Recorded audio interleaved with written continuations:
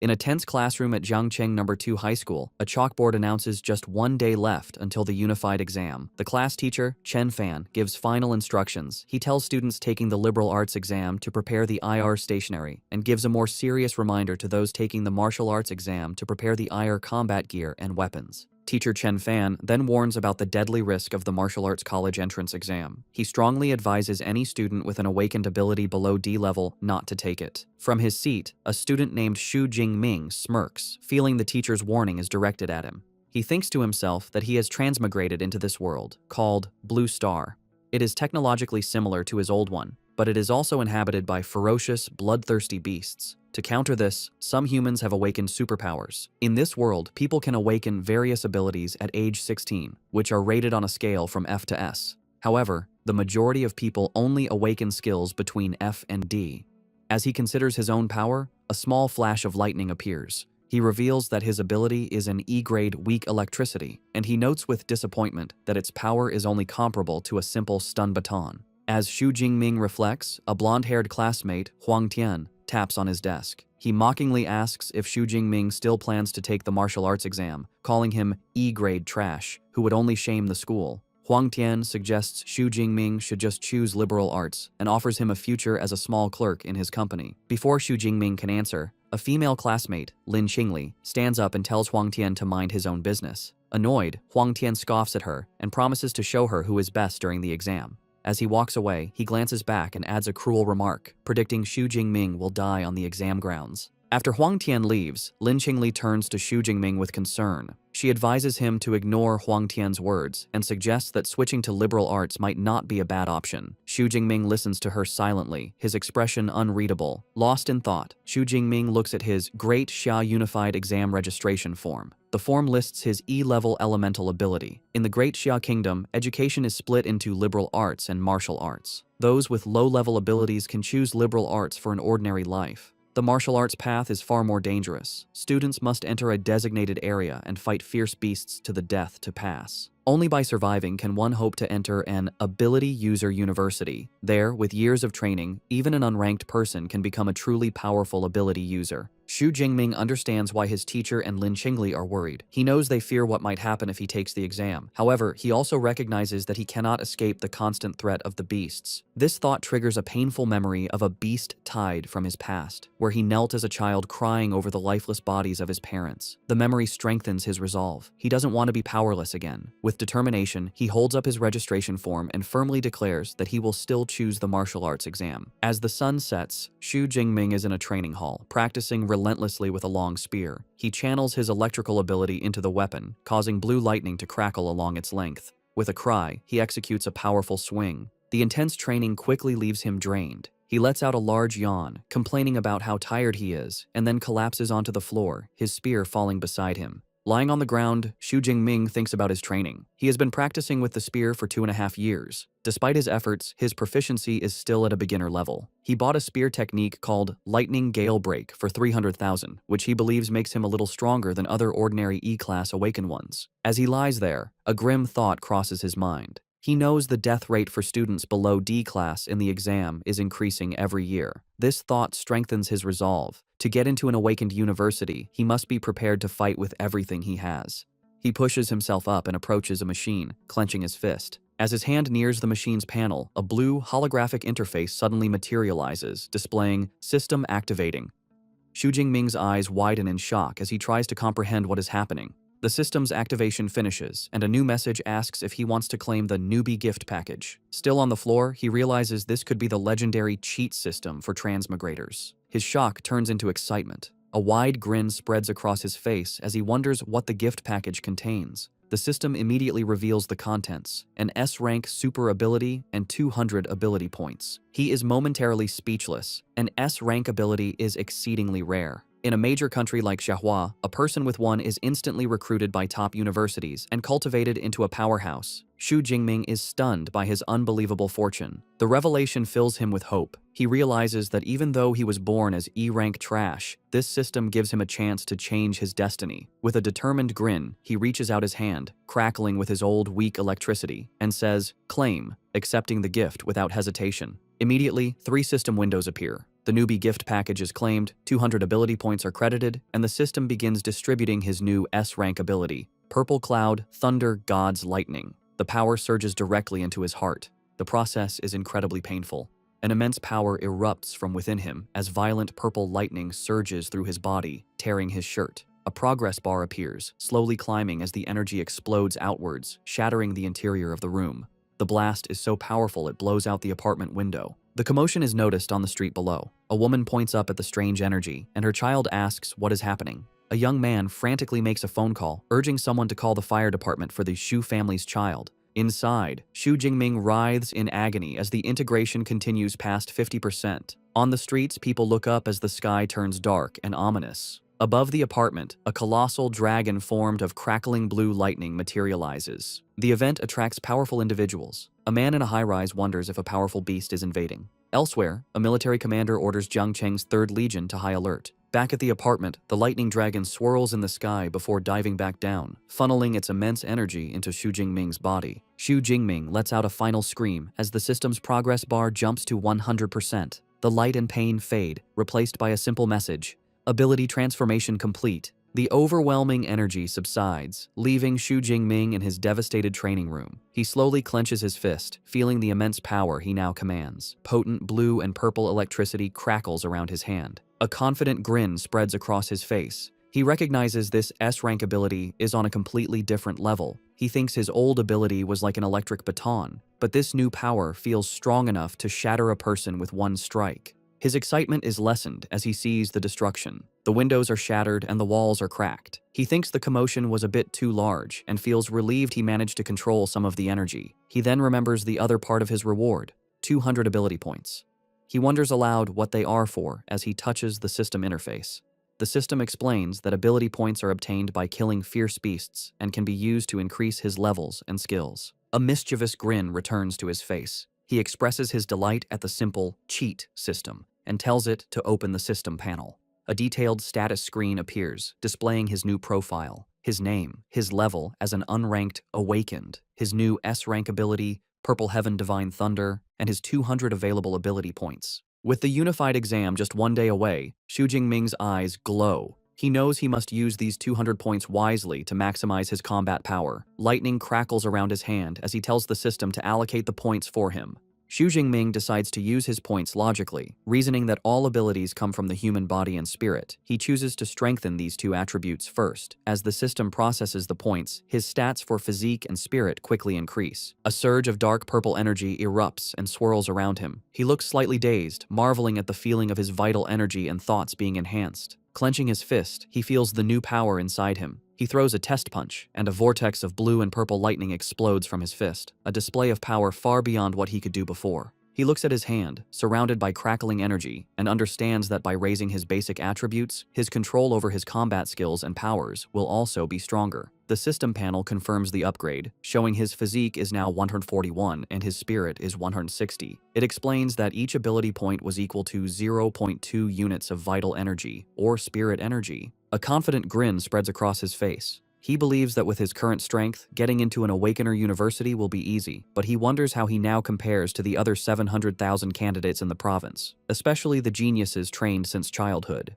Deciding to find out, he kicks his spear up from the rubble on the floor. As he catches it and slings it over his shoulder, he resolves to go to the martial arts hall to test his new power levels. As he prepares to leave, his apartment door is suddenly kicked open. A team of 3 firefighters bursts in, ready to fight a fire, leaving Xu Jingming stunned. The lead firefighter, looking confused by the lack of a fire, explains they received a call about a fire at this location. Standing in the wrecked room, Xu Jingming calmly explains that the commotion was caused by his ability training, and that everything is now fine. The lead firefighter accepts the explanation, knowing that incidents with awakened individuals are common. He radios his team to fall back. As he leaves, he looks back at Xu Jingming with admiration, thinking how formidable the younger generation is to cause such a commotion just by practicing. Shortly after, the fire truck drives away. As Xu Jingming, now in his school uniform and carrying his spear, walks down the street, a neighbor he calls Uncle Yang asks if he is okay after the fire. Xu Jingming reassures him everything is under control. Noticing the spear, the neighbor praises him for being so diligent, practicing even with the exam the next day.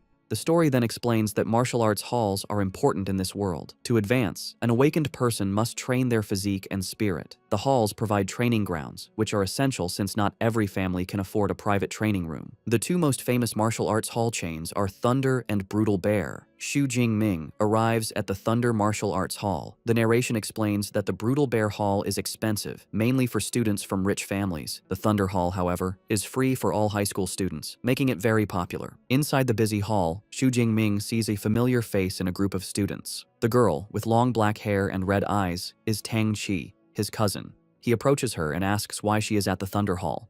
Surprised to see him, Tang Qi replies that she just came with a friend. Xu Jingming politely excuses himself, telling Tang Qi and her friends to continue their visit while he heads to the training room. As he walks away, Tang Qi watches him, thinking he seems a bit different. Her cheerful friend, Xiaoya, is immediately taken by Xu Jingming's appearance, calling him handsome and asking Tang Qi who he is. Tang Xi explains he is her cousin, Xu Jingming, also a third-year student taking the martial arts exam tomorrow. Xiaoya swoons, saying he would make a great boyfriend. A male friend teases her for falling in love, and she enthusiastically agrees. Hearing this, Tang Qi decides to bring her friend back to reality. She reveals that Xu Jingming's awakened ability is only E rank. The news shatters Xiaoya's fantasy, and she cries out what a pity it is. The male friend smirks, commenting that it's commendable for someone with an E-rank ability to take the martial arts exam. Tang Qi, however, looks worried, saying courage is meaningless when the risk is so high. Changing the subject, Tang Qi reminds the group they are there to visit the hall.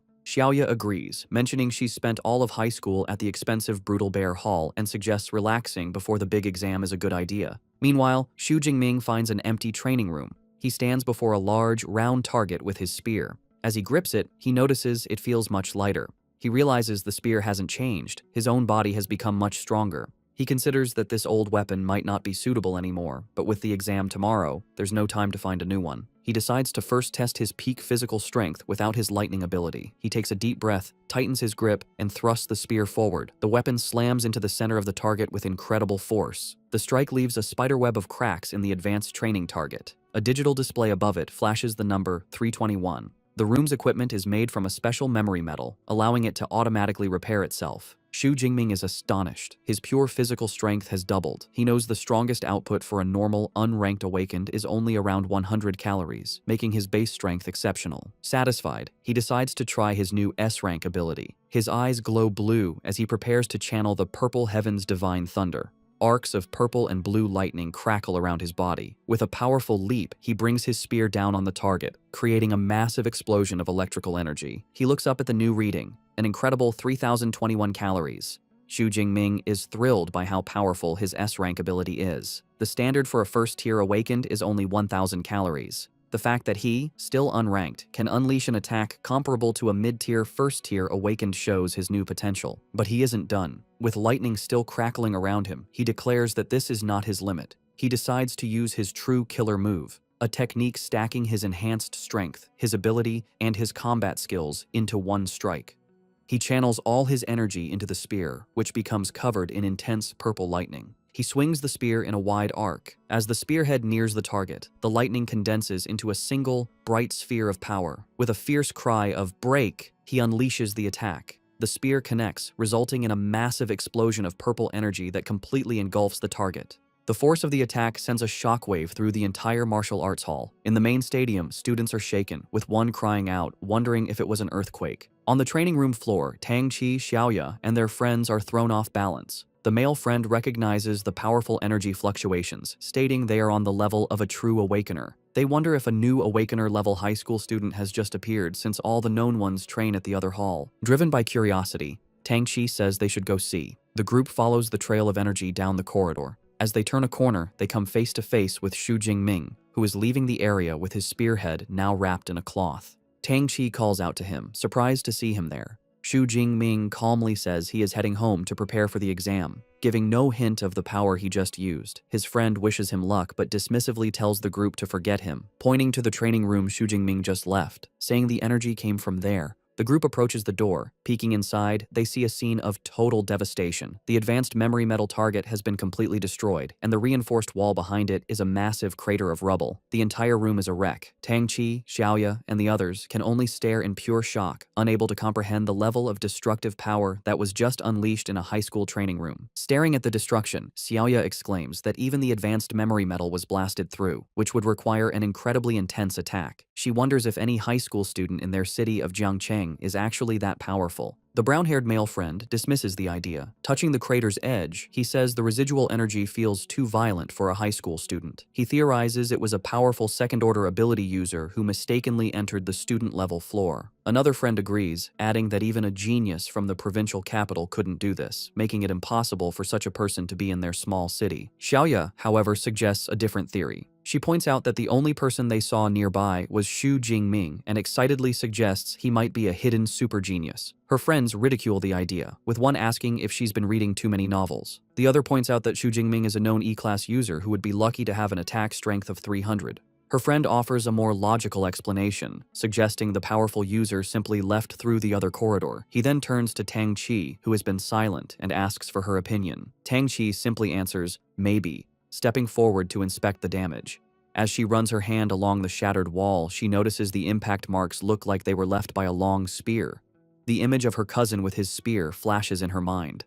A deep suspicion forms, and she silently wonders if Xu Jingming taking the martial arts exam is really him overestimating his abilities. The next day is clear and bright, the day of the martial arts exam.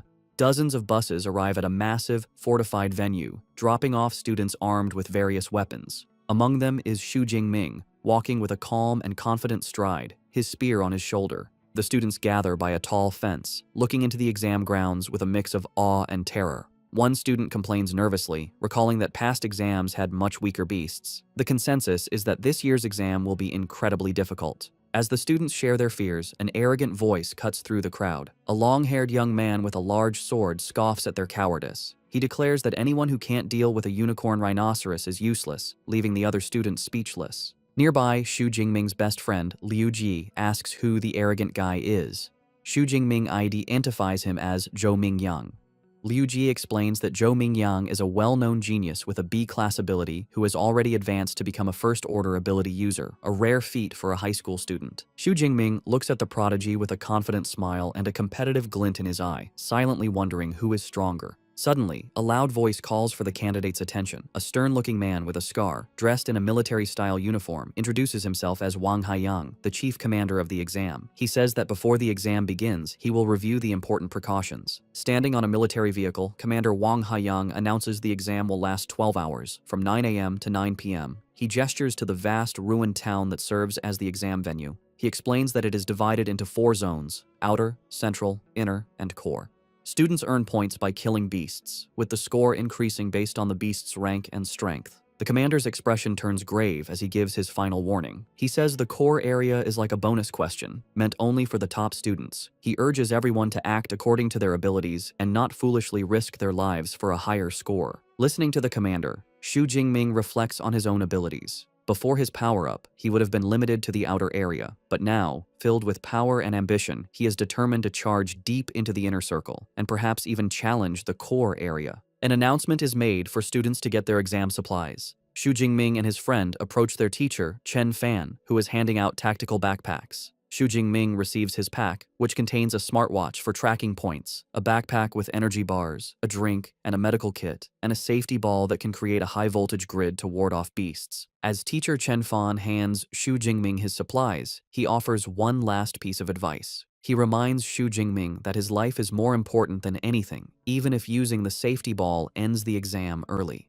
Xu Jingming respectfully thanks his teacher. Just then, a familiar voice calls his name. He turns to see his classmate, Lin Qingli, running towards him. She kindly offers him a spot on her team. With her is their class president, Liu Qin, a C-class user who says he will protect Xu Jingming in the exam hall. However, another student objects, arguing that the exam is a serious competition. He complains that taking on an E-rank student like Xu Jingming will hurt their chances of getting a high score. Another teammate angrily agrees, accusing Liu Qin of changing their plan. The two objectors make it clear they don't want to be saddled with a burden. The insults infuriate Xu Jingming's friend, Liu Ji, but Xu Jingming calmly holds him back. With a polite smile, Xu Jingming declines the offer. He tells Liu Qin and Lin Qingli that he appreciates their kindness, but plans to go in alone. A concerned Lin Qingli reluctantly accepts his decision, urging him to be careful. The student who had complained smirks and suggests they go find the powerful Huang Tian to team up with instead, letting out a mocking laugh as they walk away. Xu Jingming watches them go with a confident smirk of his own, thinking that he is more than capable of getting a high score by himself.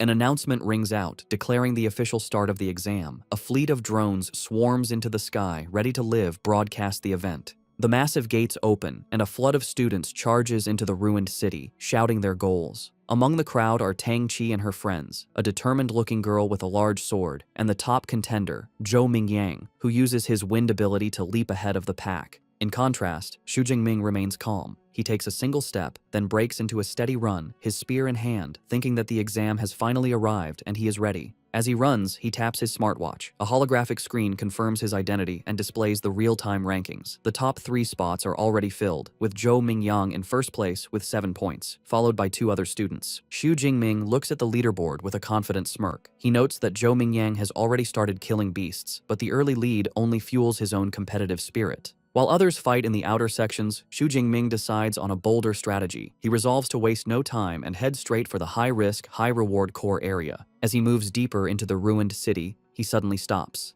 Ahead, he discovers a gruesome scene: the lifeless body of another student in a pool of blood. Beside the body is an unused green safety ball, showing how fast the attack must have been. Xu Jingming is disturbed by the sight. He realizes the student didn't even have a chance to activate his last defense. The grim reality of the exam hits him, and he understands the weight behind his teachers and the commander's warnings. He thinks that if he hadn't received his S-class ability yesterday, he could have easily ended up in the same state. Stealing his resolve, he accepts the brutal nature of the exam. He kneels beside the fallen student and uses the boy's smartwatch to call for the body to be retrieved. He reflects that opportunities always come with risks. Suddenly, he hears a noise nearby. From the shadows of a ruined building, a large clawed paw silently appears. A moment later, a ferocious shadow cat with glowing purple eyes emerges. Xu Jingming instantly realizes the horrifying truth. The beasts had left the dead student as bait. It's a trap, and the beast lunges towards him. Despite the shadow cat's terrifying lunge, Xu Jingming remains perfectly calm. The beast growls menacingly as it pounces with incredible speed, its shadowy claws extended. But Xu Jingming is even faster. With a fluid, casual movement, he sidesteps the attack, letting the beast fly past him. The shadow cat lands gracefully, its glowing purple eyes locked on its prey. Its reputation is well earned. With an agile body, sharp claws, and a bite force of over 1,000 kilograms, it is a deserved newbie killer. It lets out a ferocious roar, trying to intimidate Xu Jingming. As he faces the beast, Xu Jingming thinks about what makes these creatures so dangerous. He knows fierce beasts have a special, terrifying aura that can paralyze their prey with fear. He's heard that most awakened people, when facing a fierce beast for the first time, become helpless under this pressure, unable to use even 30% of their strength as they wait to be killed. He thinks about how wealthy families hire bodyguards to take their children into the wilderness, to get them used to this aura from a young age, a privilege he never had. Knowing this is his first true battle against a fierce beast, he readies his spear as the shadow cat lunges at him again. The beast closes the distance instantly, its mouth wide open, but Xu Jingming stands his ground, completely unaffected. Arcs of purple lightning crackle along his spear as he channels his power. In a single, swift motion, he thrusts the spear forward, the lightning-infused tip piercing through the shadow cat's head and killing it instantly. He looks down at the dead creature with a thoughtful expression.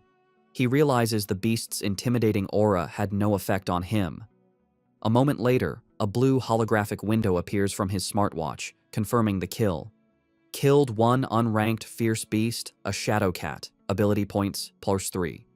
A note explains that fierce beasts are ranked from 1 to 9, and those below rank 1 are unranked, corresponding to unranked human awakened people. Xu Jingming looks at the map of the venue on his watch. He considers that killing beasts grants him ability points, but he seems unimpressed by the small reward, thinking that unranked beasts give far too few points. Realizing he is unaffected by the intimidating aura of fierce beasts, Xu Jingming concludes there is little point wasting time in the outer area. He resolves to get to the more dangerous central area as quickly as possible. He begins his journey deeper into the exam venue, cutting a bloody path through the unranked beasts. He effortlessly kills shadow cats, iron-furred pigs, and wolf-like creatures, gaining a steady 3 to 5 ability points with each kill. However, he identifies a flaw in his approach. While he has gained ability points, he recognizes that he lacks actual combat experience. His new S-rank ability is so overwhelmingly powerful that it kills unranked beasts instantly, preventing him from honing his fighting skills. He also considers the high energy cost of his new power. He knows higher-ranked abilities consume more energy. Unlike his old E-rank ability that could last for hours, he can't maintain his S-rank power at full strength for even an hour. With the exam lasting 12 hours, he understands he cannot waste energy before reaching the core area. He decides on a new strategy. He will kill fierce beasts using only his spear technique to gain experience and conserve power. Just as he makes this decision, a new, much larger threat appears, a formidable bipedal unicorn rhinoceros. The massive beast roars and charges, tossing a wrecked car aside with its immense strength. Instead of retreating, Xu Jingming stands his ground and faces the charge head-on. The powerful impact of the rhino's horn sends him flying backward. With incredible agility, Xu Jingming uses the momentum to flip himself in mid-air, positioning himself directly above the beast. Before the rhino can react, he dives down, landing on its back and plunging his spear deep into its skull with a single, precise strike. The massive beast collapses, defeated. Breathing slightly, Xu Jingming is surprised by how much faster his killing speed has become, noting that even a powerful beast like the rhinoceros wasn't much of a challenge. A thought strikes him, and he wonders if his spear technique broke through to a higher level without him realizing it. He summons his system panel, which confirms his suspicion. His spear technique has leveled up to the intermediate stage, and his ability points have risen to 256. He concludes that relying on his spear technique is the most effective way to boost his strength. Feeling how fluid the intermediate technique is, he wonders what would happen if he improved it further. Using his accumulated points, he decides to upgrade his spear skill again. The effect is instant. A massive influx of advanced spear techniques and complex movements floods his mind, integrating into his muscle memory. He clutches his head, amazed by the sheer volume of skill he just acquired. With a wealth of new techniques, Xu Jingming feels a surge of confidence. Gripping his spear, he stands tall amidst the ruins with a predatory smile. He declares that he can't wait to find a first-rank, fierce beast to test his new skills on. At the same time, in another part of the outer area, Lin Qingli and her team are moving through the streets. Suddenly, Lin Qingli stops, puzzled. In the distance, she thought she saw a familiar silhouette. She voices her thought, saying she thinks she just saw Xu Jingming. One of her teammates dismisses the idea, asking if she's seeing things. He argues it couldn't be Xu Jingming, as it would be suicide for someone with his E-rank strength to be this deep into the exam zone. Lin Qingli is filled with doubt, but can't shake the feeling that she saw her classmate. She begins to worry about him. Her thoughts are interrupted when another teammate calls them over. The group rushes to find him standing before the massive, freshly killed corpse of the unicorn rhinoceros. They see that the blood on its wounds isn't dry, meaning it was killed just minutes ago. They examine the fatal injury, a clean, penetrating wound to the head made by a long-handled weapon. One of them exclaims that it's a spear wound. The pieces click together in Lin Qingli's mind. The spear wound, the timing, and the silhouette all point to one conclusion. She wonders aloud if the person she saw could really have been Xu Jingming. The skeptical teammate scoffs at the suggestion, arguing that a unicorn rhinoceros is a beast that only a C-rank awakened person could defeat alone. To settle the argument, another teammate suggests they check the score rankings. Without hesitation, Lin Qingli activates the leaderboard on her smartwatch. As the rankings appear, her eyes widen in shock. There, in 46th place with 256 points, is Xu Jingming, Zhangcheng Second High School. She exclaims that it really is him. Her teammates are speechless, their faces showing pure disbelief. They refuse to accept that the E-rank student they look down on is now in the top 50, speculating it must be someone with the same name. They are left questioning everything, unable to comprehend the situation. Meanwhile, far from the battlefield, officials and VIPs watch the exam on large screens. One spectator comments on the predictable strength of the first high school, which dominates the top 10 ranks. They single out Zhou Mingyang, ranked first with 412 points, who seems to have secured the title of Jiangcheng's top student. Another official wonders if he can become a provincial top 100 student, a feat no one from their city has achieved in years. Among the officials is Zhang Wenshan, the director of the Jiangcheng Education Bureau. With a self-satisfied smile, he agrees that Zhou Mingyang is their city's ace, face and expresses confidence that he will break into the provincial top 100. He then turns to the principals of the first and third high schools, praising their institutions. The principals humbly thank the director. While praising the top schools, Director Zhang Wenshan turns to the principal of the second high school, Zhao Yao. He condescendingly tells him that his school needs to work harder, noting their best student is only ranked 18th. The principal sweats nervously, bowing and stammering his agreement. Principal Zhao Yao is inwardly fuming. He knows that among the top 50 students, only 8 are from his school. He mentally lists his top students, including Xu Jingming, urging them to get their act together. A moment later, he pauses. The name Xu Jingming doesn't sound familiar. He wonders aloud who this student is and why he's never seen the name before. He turns to the teacher beside him, who is Chen Fan, and asks about Xu Jingming. Upon hearing that his supposedly weakest student is in the top 50, teacher Chen Fan has a jaw-dropping reaction of pure shock. He takes a moment to compose himself, wiping sweat from his brow. He recalls that Xu Jingming is an E rank awakened and wonders if the boy had been hiding his true strength, but he dismisses the thought as impossible. He looks up at the monitors in frustration, realizing that since only the top 10 students have dedicated camera feeds, there is no way for him to see how Xu Jingming is accumulating so many points. Meanwhile, back in the exam venue, Xu Jingming has pushed through the outer area and arrived at the central area, a zone with a much higher danger level. He walks calmly through the streets, crushing a bottle underfoot. Taking a moment to eat an energy bar, he observes that the number of fierce beasts has decreased. He knows this is because ranked beasts have developed intelligence and a sense of territory, making them more difficult opponents. Suddenly, his sharp senses pick something up. His eyes narrow as he announces that his target has arrived. An instant later, a powerful striped beast bursts through a pile of wrecked cars. The creature is a first-rank fierce beast, an arm-blade tiger named for the sharp, blade-like bones on its forelimbs. Xu Jingming stands his ground, unfazed. He remarks on his good luck, pleased to have encountered a first-rank beast so soon. With a confident and eager expression, he readies his spear, declaring that this powerful opponent is the perfect test for his newly upgraded spear technique. The arm-blade tiger lets out a ferocious roar and lunges, its powerful claws ready to attack. Xu Jingming remains calm and composed, holding his spear defensively. With a graceful spin, he deflects the tiger's initial pounce, expertly parrying the beast's attack with the shaft of his spear. The force of the blow causes the tiger to recoil slightly. Xu Jingming, however, seems completely unimpressed. With a confident smirk, he mockingly asks if this is all the power a first-tier beast has, musing that it would take a Tiger King to make him use more effort. His taunt enrages the beast. Declaring that he is sending it on its way, Xu Jingming goes on the offensive. He leaps forward with incredible speed, his spear becoming a blur as he lands a clean, deep strike on the tiger's shoulder, drawing blood. The beast roars in pain and fury, but Xu Jingming gives it no time to recover, maintaining his calm, focused stance. His attack has only enraged the first-rank beast further. Its eyes begin to glow with a menacing teal light. It rises up on its hind legs, towering over Xu Jingming, and lets out a deafening roar as it prepares to unleash its full power. The arm-blade tiger brings its massive, bladed paws down in a devastating swipe. Xu Jingming, showing incredible reflexes, dodges the attack and uses the momentum to swing himself around a nearby lamppost, avoiding the deadly claws and setting himself up for a powerful counterattack. Landing gracefully after his acrobatic move, Xu Jingming acknowledges the tenacity of the first-tier beast. He can see that despite its injuries, the arm-blade tiger still wants to put up a desperate struggle. Deciding to end the fight, he declares that any further resistance is futile. He begins to channel his spear technique, Lightning Gale Break, and a vortex of blue energy swirls around his weapon. With a powerful war cry, he unleashes the technique. His body becomes a blur as he executes a devastating spinning attack, the energy from his spear creating multiple slashing arcs of light. The attack connects, and the tiger lets out a final, agonized cry as the powerful technique tears through its body. The massive beast collapses to the ground, defeated. A notification immediately appears on Xu Jingming's smartwatch, confirming the kill of a first-tier armored tiger and awarding him 14 ability points.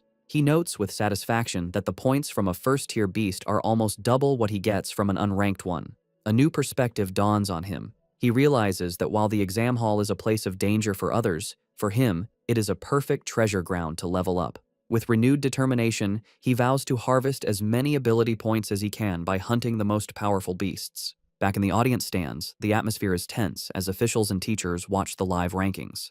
The leaderboard shows Xu Jingming is now tied for 32nd place with 328 points.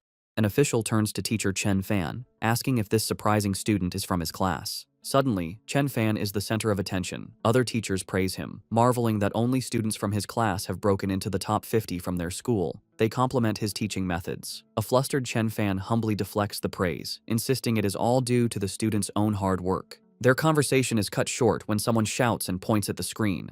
Xu Jingming's ranking has skyrocketed again, jumping to number 25. One official exclaims in disbelief that he somehow gained 44 points at once. Director Zhang Wenshan mentally calculates the point values, recalling that a peak unranked beast is worth 6 tier 8 points, while a low-grade first-tier beast is worth 14 to 16 points.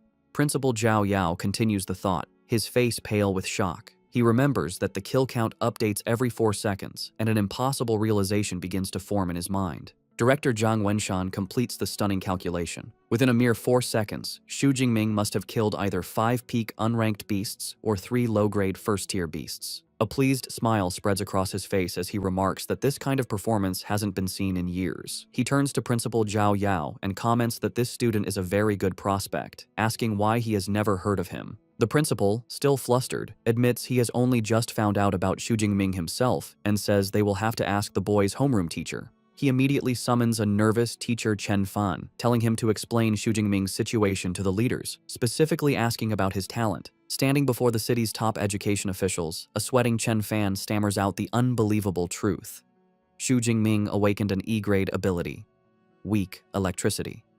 The principal is incredulous, asking if Chen Fan is certain he hasn't remembered incorrectly. Chen Fan insists that he is sure. He adds that he specifically advised Xu Jingming not to participate in the exam due to his low-rank ability. Director Zhang Wenshan listens with growing curiosity. He deduces that for a student with only an E-grade ability to get this far, he must have other outstanding qualities. This mystery piques his interest. He decides to wait, confidently predicting that with Xu Jingming's momentum, he should soon break into the top 10. At that point, they will get a dedicated camera feed and will finally understand how he is doing this. He adds a stern warning, however, that if the student is cheating, there will be consequences. Just as he finishes speaking, both teacher Chen Fan and Principal Zhao Yao's eyes go wide with shock. A new update appears on the leaderboard. Xu Jingming has done the impossible and broken into the top 10, now at 9th place. Just below him, at number 12, is his cousin, Tang Qi. Elsewhere in the exam hall, Tang Qi, now with cat-like ears and a tail, sits atop a defeated beast.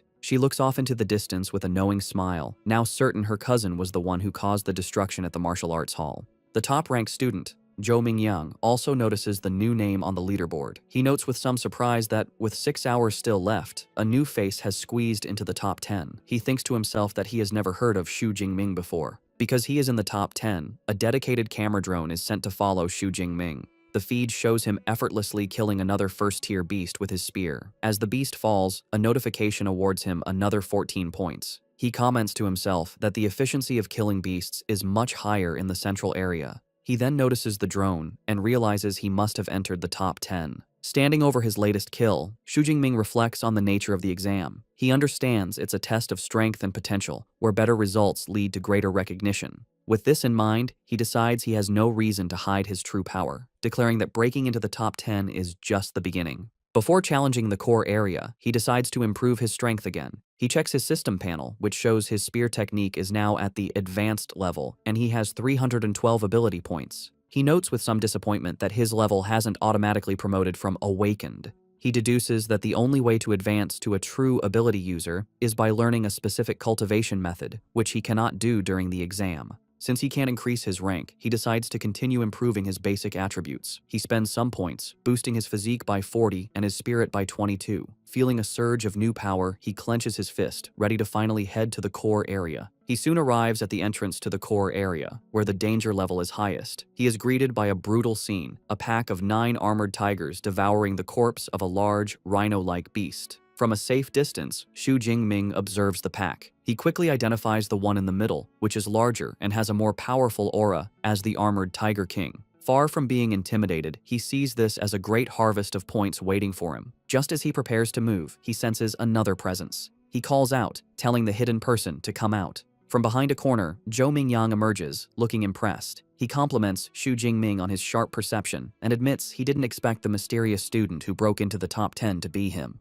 Xu Jingming recognizes the top-ranked student and asks how Zhou Mingyang knew who he was. Zhou Mingyang explains that he is familiar with every strong candidate who could enter the core area. Since Xu Jingming was an unknown who rose through the ranks, he naturally deduced his identity. Zhou Mingyang then reveals he has been watching the tiger pack and prepares to draw his sword. Xu Jingming immediately becomes wary, asking if he intends to steal his monster. Zhou Mingyang clarifies that he has no intention of stealing the kill. He explains that the armored Tiger King is a powerful mid-grade first-tier beast, and with its pack of 9 other tigers, it's an opponent no single person can handle alone. He proposes they cooperate to take down the pack. However, Xu Jingming flatly rejects the offer with 2 simple words: no need. With a look of absolute confidence, he declares that he is more than enough by himself. Dismissing Zhou Mingyang's offer, Xu Jingming confidently steps out into the open to confront the pack of armored tigers. His sudden appearance immediately draws their attention. They let out warning growls, and the Tiger King, perched on its kill, roars to assert its dominance. Xu Jingming's eyes narrow as he observes his opponents. He notes that, as expected of a group led by a Beast King, the tigers have enough intelligence for a simple battle formation, with the stronger ones in front. The pack growls menacingly, preparing to attack as one. One of the tigers breaks from the pack and charges, roaring as it lunges at him. From his hiding spot, Zhou Mingyang watches with a mix of disbelief and intrigue.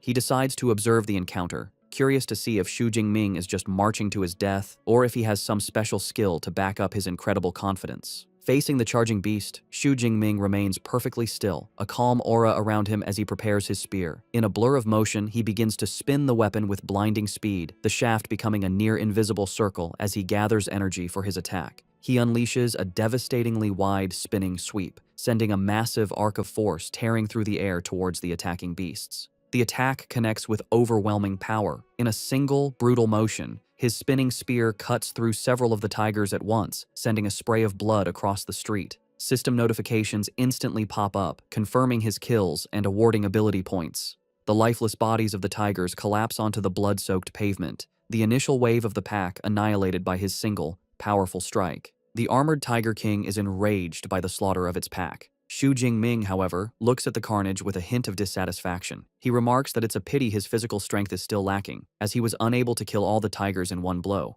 The remaining tigers, led by their enraged king, surround him, ready to avenge their fallen pack members. The Tiger King unleashes a deafening roar, a powerful sonic attack meant to disorient its opponent. The force of the roar is so immense that it shatters the windows of nearby buildings, creating a rain of glass. Even Zhou Mingyang, watching from a safe distance, is affected by the sonic blast, clutching his head in pain. Xu Jingming, however, stands firm amidst the shattering glass, completely unfazed. He recognizes the Tiger King's attempt to intimidate him. With a defiant look, he declares that while the beast might scare others, it can't scare him. As the remaining tigers lunge at him from all sides, Xu Jingming meets their charge with fluid grace and deadly precision. He parries one tiger's attack, then uses the beast's own body as a springboard to launch himself into the air, avoiding the snapping jaws of another. The Tiger King, seeing an opening, charges forward, but Xu Jingming is ready. Still airborne, he positions himself for a decisive strike. With a powerful overhead swing, he brings his spear down directly onto the Tiger King's head, the immense force cleaving through the beast's skull and killing it instantly. He lands gracefully as a system notification confirms the kill of an upper-rank first-order arm-blade tiger, awarding him a massive 20 ability points. Watching from his hiding spot, Zhou Mingyang is utterly dumbfounded. Sweating and wide-eyed, he can't believe what he just witnessed. He mutters to himself that there's no way one person could have taken care of the entire pack, wondering what kind of monster Xu Jingming truly is. Xu Jingming, on the other hand, is ecstatic. He marvels at the huge harvest of ability points he earned from the Tiger Pack. He excitedly wonders how many points he can accumulate before the 12-hour exam is over. Knowing that more points mean more power, he decides to hurry and find the next group of beasts to hunt. Before he can leave, Zhou Mingyang runs out from his hiding spot, demanding to know how Xu Jingming managed to crush the tigers with just a long spear. He asks if his ability is a reinforcement type, which would explain his incredible physical prowess. Without stopping, Xu Jingming simply leaps away, calling back that he is a lightning type. Zhou Mingyang is left fuming, not believing the answer. He clenches his fist in frustration, thinking Xu Jingming is being dismissive. A moment later, he realizes that with so many new kills, Xu Jingming's score is likely to catch up to his. He quickly checks the leaderboard on his smartwatch. To his absolute horror, he sees that Xu Jingming has not just caught up, but completely surpassed him. The leaderboard now shows Xu Jingming in first place with 1,122 points, while he has been pushed down to second with 985. The realization leaves him screaming in frustration. Back in the audience stands, the officials are erupting with excitement. Director Zhang Wenshan stands up and declares that Xu Jingming's high-level spearmanship confirms he is a genuine genius. He claps a beaming Principal Zhao Yao on the shoulder, announcing that with Xu Jingming representing them, Zhang Cheng can definitely get into the provincial top 100. He promises a commendation for the second high school after the exam, much to the principal's tearful delight. Principal Zhao Yao is overcome with emotion, thinking what a huge surprise Xu Jingming has been, finally giving his school its day to shine. 3 hours later, in the core zone, Zhou Mingyang walks through the streets, looking utterly confused. He wonders aloud where all the fierce beasts have gone. A voice from behind him suggests that he'll have to ask the number 1 ranked student. He turns to see his cousin Tang Qi, along with other top-ranked students Wu Hao and Meng Di. Tang Qi points to the empty streets, explaining that Xu Jingming has already killed all the beasts. She says that because they couldn't find any beasts to fight, they had to team up.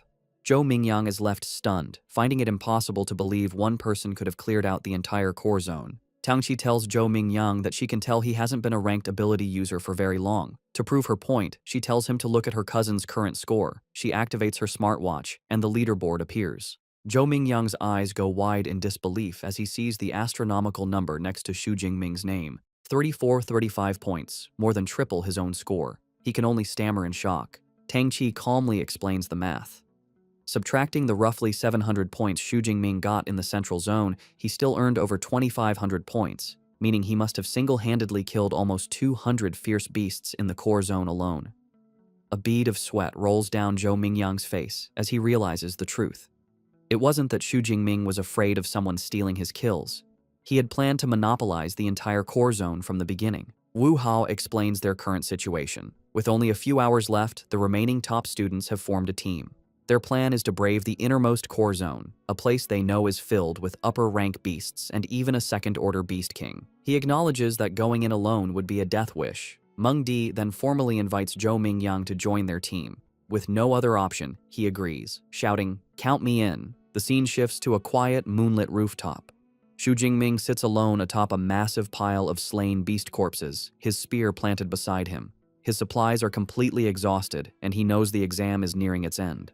But his hunt for power is not over. He decides he must go deeper to get more ability points. Knowing the innermost core zone holds second-order fierce beasts, he resolves to strengthen his power one last time. He pulls up his system panel, revealing he has accumulated a staggering 2413 ability points. With a mischievous grin, he decides to put his points into an upgrade. After channeling the new power, he stands over the corpse of a massive bear-like creature, letting out a breath of relief. He feels confident that with this final boost, he should be able to handle this year's combat exam finale. As the other top students sprint towards the final area, their final sprint begins. Deep within the innermost zone, a terrifying new beast emerges from the ruins. A massive, white-furred, wolf-like creature with glowing red eyes and dangerous red crystals on its back. As the final challenge appears, Xu Jingming arrives on the scene, calm and ready. He holds his spear, a confident look on his face as he wonders what kind of second-order fierce beast the exam has arranged for him this year. Just as Xu Jingming arrives for the final challenge, the team of top-ranked students also reaches the innermost core zone. They immediately identify the massive, crystal-backed creature as a bloodthirsty savage bear. The beast shows its incredible power by smashing a wrecked car with a single swipe of its paw. The sight fills the team with dread. Zhou Mingyang exclaims that they are in big trouble. Meng Di explains that this rare beast has a hide as tough as E-grade alloy, which even missiles can't pierce. She adds with terror that a single strike from its paw could kill them all instantly. Seeing the overwhelming odds, Tang Qi suggests they abandon the mission. Their situation is even more dire than they thought. They realize the compound is guarded not just by the Beast King, but also by a large pack of high-rank first-level beasts. One of them grimly states that if they enter, they will likely be wiped out by the horde before the savage bear even moves. Faced with the impossible challenge, a team member immediately quits, saying there's no point in getting a high score if you die. Zhou Mingyang tries to stop him, angrily questioning the point of being handsome if he's just going to rush into a horde of beasts to die. The team's morale has completely shattered. Suddenly, Meng Di points towards the compound, shouting for the others to look. They see a lone figure entering the deadly area. Tang Qi's eyes widen as she recognizes him. It's Xu Jingming, fearlessly walking into the heart of the beast horde. As he gracefully leaps into the compound, the others watch in disbelief. Zhou Mingyang complains about the difficult test, while another student panics, crying out that Xu Jingming's entrance has startled the entire horde, which now turns its attention to him. Enraged by the intrusion, the entire horde of fierce beasts charges at him. Xu Jingming stands his ground in the center of the street, and in an instant, he is completely engulfed by the snarling creatures. Watching from the rooftop, the other students are horrified. Tang Qi worries for her cousin, but Wu Hao remarks that he was too reckless. Tang Qi declares she has to go help him. Ming Di grabs her arm, trying to stop her, and Wu Hao calls her crazy, saying it's a pointless death. Tang Qi desperately insists that Jingming is her cousin, and she can't just watch him die. Before she can act, a massive explosion of purple and blue lightning erupts from the center of the beast horde. The raw power creates a blinding flash, forcing the students on the roof to shield their eyes. Zhou Mingyang stares, wondering aloud if this is the lightning superpower Xu Jingming mentioned earlier. The lightning dissipates, revealing a scene of utter carnage. The entire horde of first-level beasts has been wiped out, their charred bodies scattered around a lone, unharmed figure. Xu Jingming stands in the devastation, purple lightning crackling around him. He acknowledges that his physical strength alone wasn't enough, so he had to use his superpower. A confident smile plays on his lips as he feels the immense power of his S-grade ability. Having cleared the lesser threats, he turns his attention to the final challenge, the bloodthirsty savage bear, standing over the corpses of its minions. The massive beast lets out a deafening roar. Xu Jingming remains calm, analyzing his opponent. He notes the savage bear is massive and likely not agile, concluding that with his powerful thunder ability, it should be manageable. He then notices the beast is not alone. It has several smaller but still dangerous minions. Realizing these creatures might be an annoyance, he decides there's only one thing to do.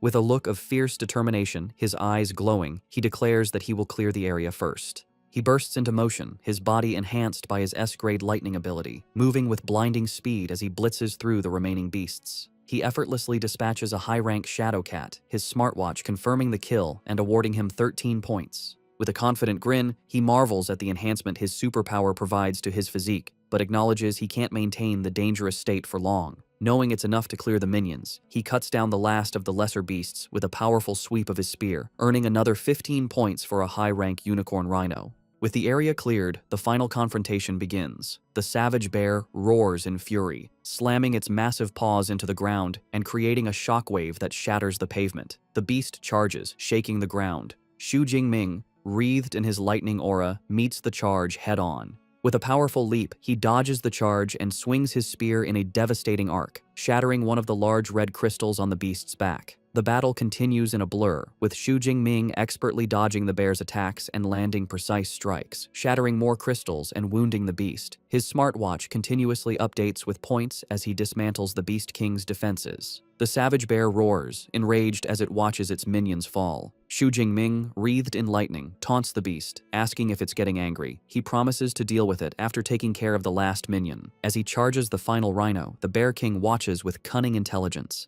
Just as Xu Jingming is about to strike, the Bear King moves with unexpected speed, smashing its own minion to bits to intercept him. Xu Jingming is surprised, realizing the beast anticipated his move. The Bear King claps its paws together, sacrificing its last minion to create a devastating shockwave that obliterates the ground and nearby cars. The final rhino is torn apart in the explosion. However, the attack fails to harm its target. Xu Jingming, surrounded by his lightning aura, gracefully flips through the air, landing safely and untouched by the explosion. With the battlefield cleared of lesser threats, only the two kings remain.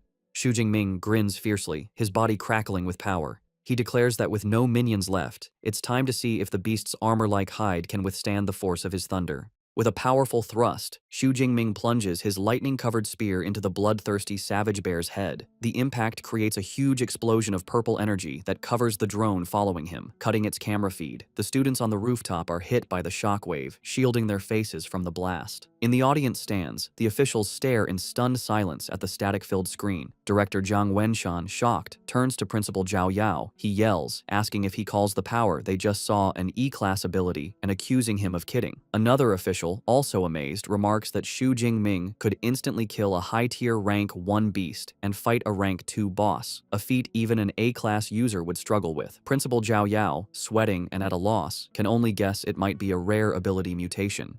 Regardless, Director Zhang Wenshan laughs and says that after today, the great Xia nation will be shaken by Xu Jingming's name. Back on the battlefield, the result of Xu Jingming's attack is clear. The bloodthirsty savage bear is wounded with a deep gash on its head, but it is not defeated. The beast roars and swats Xu Jingming with its paw, sending him flying. He is shocked his powerful attack only left a shallow wound. He lands hard on the ground, using his skills to recover. He quickly analyzes the situation. He realizes the savage bear's hide is resistant to blades and doesn't conduct electricity. He admits to himself that with his current strength, it will be hard to kill the beast in one shot. The enraged savage bear begins to gather dark energy around its body. Xu Jingming, sensing the immense power, can only look on in shock, saying, "What?" Dark energy gathers around the bloodthirsty savage bear as it powers up, rolling forward like a monstrous boulder. It smashes through everything, the ground seeming to buckle under its power. Xu Jingming leaps back onto debris as purple lightning crackles around him, readying himself. He is surprised the beast activated its berserk skill so quickly, recognizing the beast truly hates him.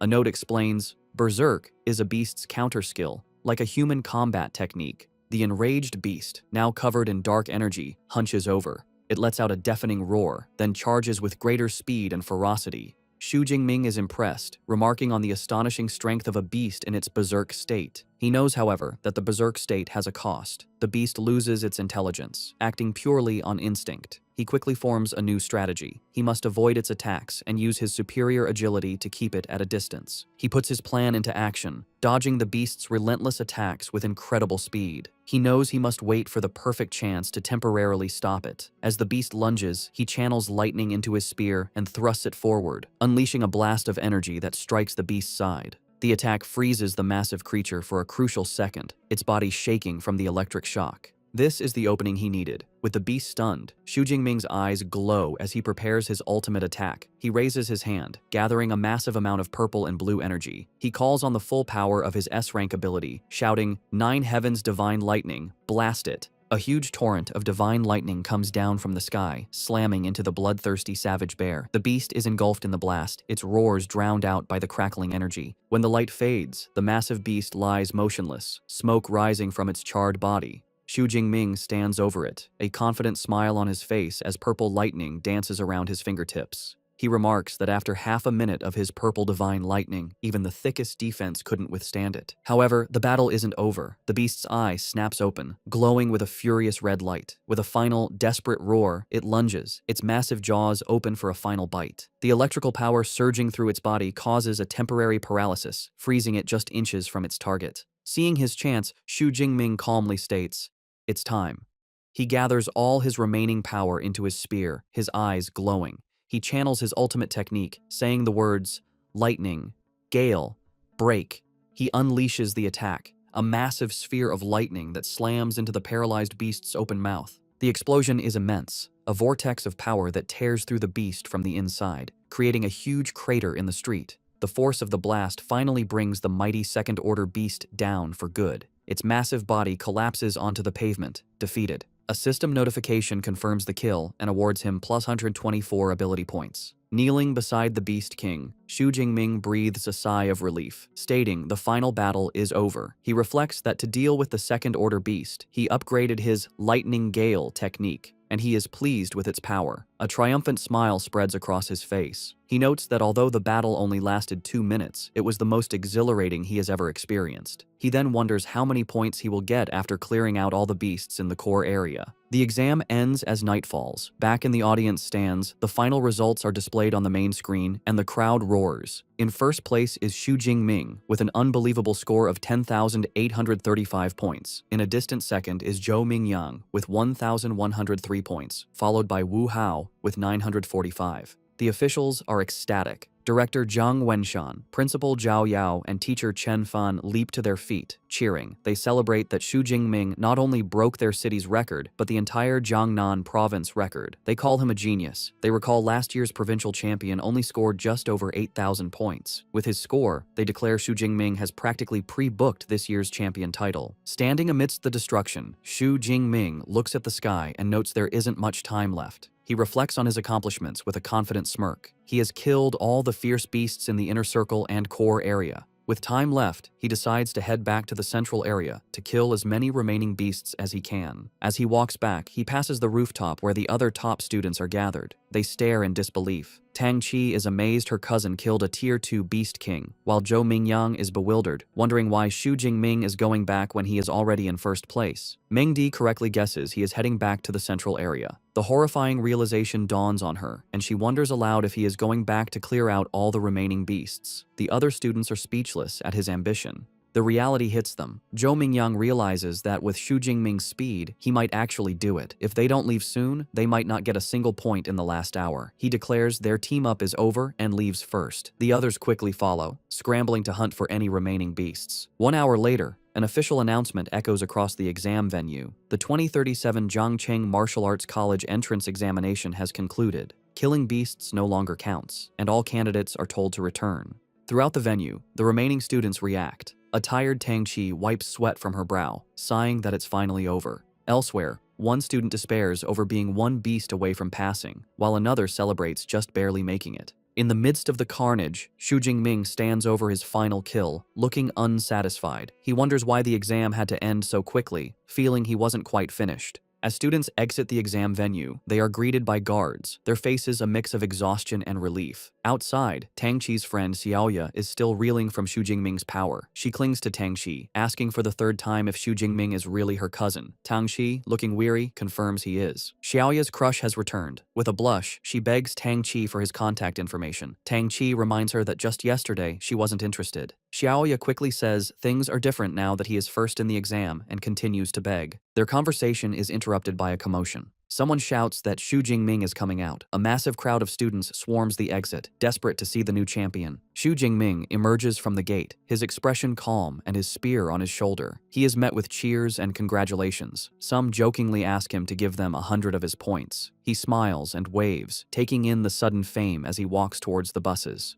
In the crowd, Wu Hao and Zhou Mingyang look on. Wu Hao remarks that Zhou Mingyang should have been the one in that position, but Zhou Mingyang humbly replies he is content with his score, admitting he never knew the second high school could produce such a monster. Before Xu Jingming can get on the bus, he is stopped by Principal Zhao Yao, who congratulates him and introduces him to Director Zhang Wenshan. The director informs Xu Jingming that he wants to give him a ride himself. Xu Jingming looks at the chaotic crowd and realizes it's for the best, knowing the bus ride would be full of questions. He gets into a sleek black car with the officials, which speeds away. Inside the car, Director Zhang asks Xu Jingming which superpower university he wants to attend.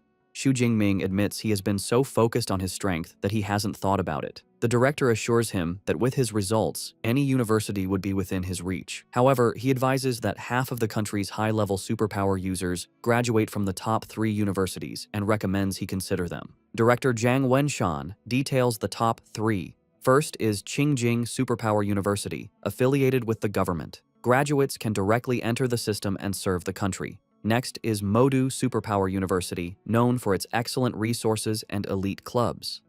Finally, there is Jincheng Superpower University, which has a long history and strong faculty.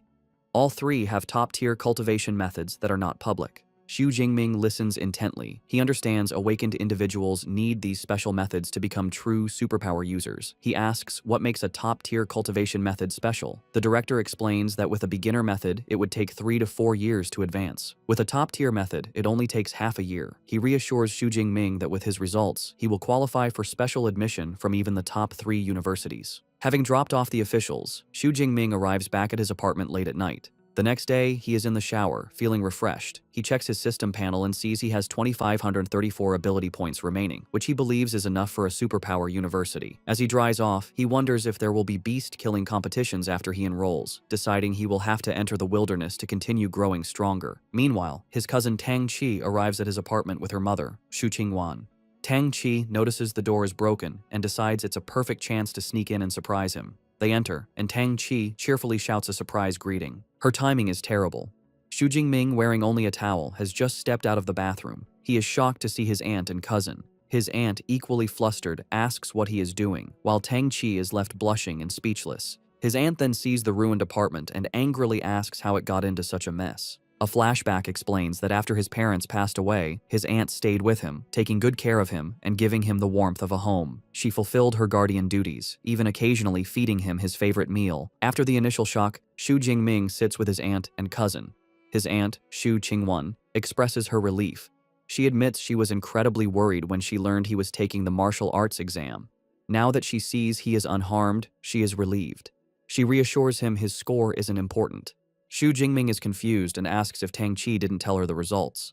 Tang Qi winks, saying it's better if he tells his mother himself. With a bashful smile, Xu Jingming tells his aunt he did quite well, scoring over 10,000 points. The news is so shocking his aunt spits out her drink. She coughs, asking him to repeat his score. Tang Qi confirms it's true, telling her mother he scored 11,124 points. His aunt is speechless. A moment later, she bursts into tears of joy and pulls him into a tight hug, exclaiming that the Xu family finally has a successor and his parents in heaven must be so proud. Meanwhile, in a high-tech conference room, university recruiters are reviewing the exam results. A woman presents the data on Xu Jingming, noting his age, his supposed E-class ability, and his rank as an unranked awakener. One recruiter insists they must recruit this student if the score is real. Another is skeptical, arguing that based on his rank, he couldn't have achieved such a high score. The debate continues, with some arguing his ability is at least A-class, or even S-class. Another recruiter scoffs, suggesting he must have cheated. Before the argument can escalate, a senior figure tells them to stop.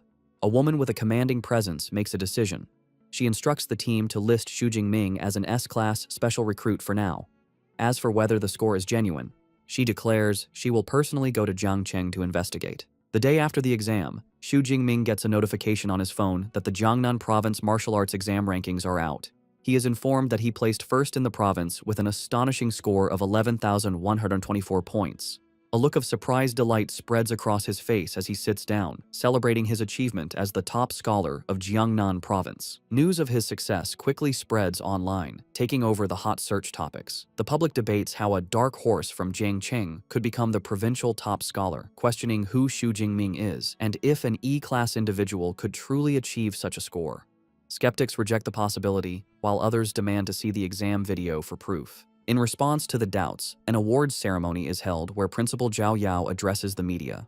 A female reporter directly asks him to explain the authenticity of Xu Jingming's results.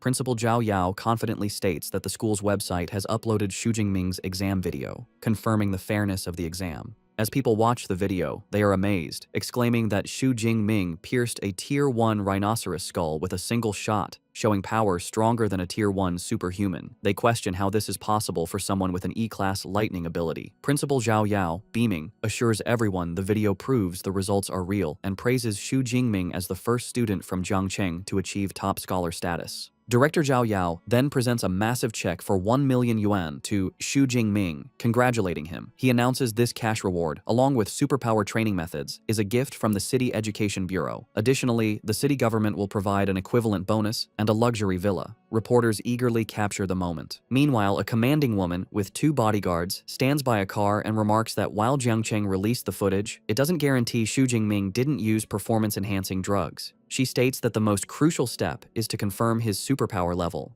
Back at the ceremony, Director Zhao Yao asks teacher Chen Fan why Xu Jingming, the day's protagonist, has not yet arrived.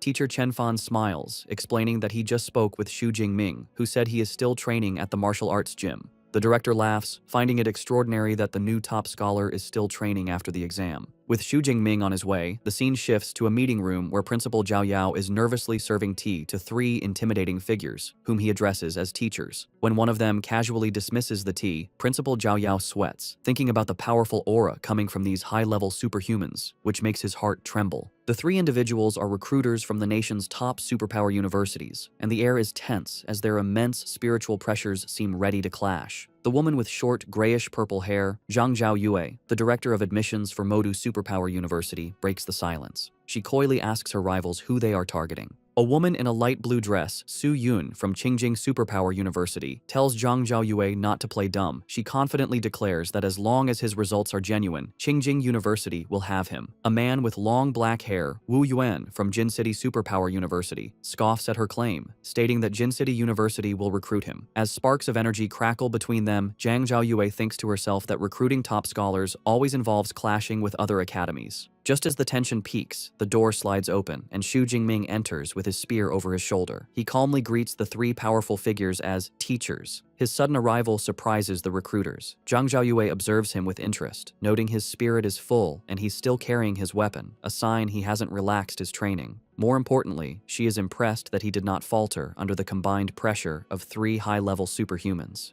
Principal Zhao Yao formally introduces the recruiters to Xu Jingming. Director Zhang Zhaoyue from Modu University, Director Su Yun from Qingjing University, and Minister Wu Yuan from Jin City University. Director Zhang Zhaoyue speaks first, complimenting him on his stunning combat techniques in the exam video. However, she gets straight to the point, asking why his superpower no longer seems to be the E-class weak electricity, and requests an explanation. Expecting this question, Xu Jingming gives a prepared answer. He calmly explains that before the exam, while training at home, he was struck by natural lightning, and his superpower became much stronger. Wu Yuan and Su Yun immediately conclude that it sounds like a superpower mutation. Zhang Zhaoyu then suggests that Xu Jingming probably doesn't know the true level of his mutated superpower. She has brought a superpower detection instrument with her and invites him to try it. She presents a glowing, circular device and tells him to use his superpower on it. Xu Jingming places his hand on the instrument and unleashes his power. A massive, violent surge of purple and white lightning erupts from him, covering the device. Su Yun is visibly shocked by the sheer force of the lightning. The detection device completes its scan, identifying the superpower as Purple Cloud Divine Thunder. But as it tries to assign a rating, it beeps erratically and cracks appear. In a flash of golden light, the instrument overloads and explodes into pieces. The blast sends arcs of electricity across the room, startling everyone. A shocked Principal Zhao Yao asks what is going on. Wu Yuan and Su Yun, however, look thrilled. They state the situation is confirmed. His power overloaded the small device, which means his ability level must be S-class at the very least. With Xu Jingming's S-class potential confirmed, director Zhang Zhaoyue smiles, thinking they bet on the right person this time. The confirmation immediately sparks a fierce bidding war.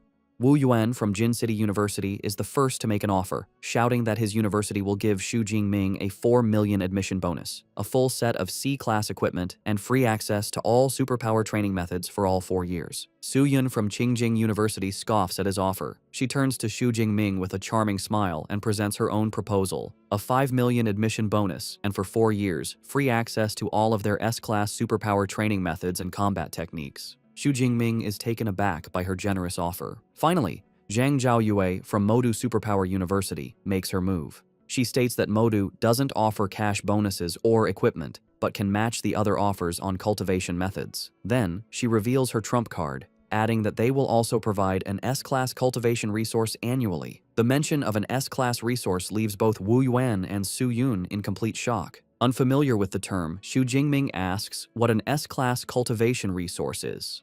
Zhang Zhaoyue explains, asking if he has heard of dragon-type fierce beasts. She says they are creatures with innate power, born at a high level of tier 4 or 5, far surpassing other beasts. She then reveals the stunning details. The S-class resources include the heartblood of an 8th tier adult dragon-type fierce beast. After consuming this dragon blood, one's body would be greatly enhanced, and their physical strength would become comparable to that of a dragon-type beast. She emphasizes that every S-class resource is on the same level as this. The other recruiters are left speechless.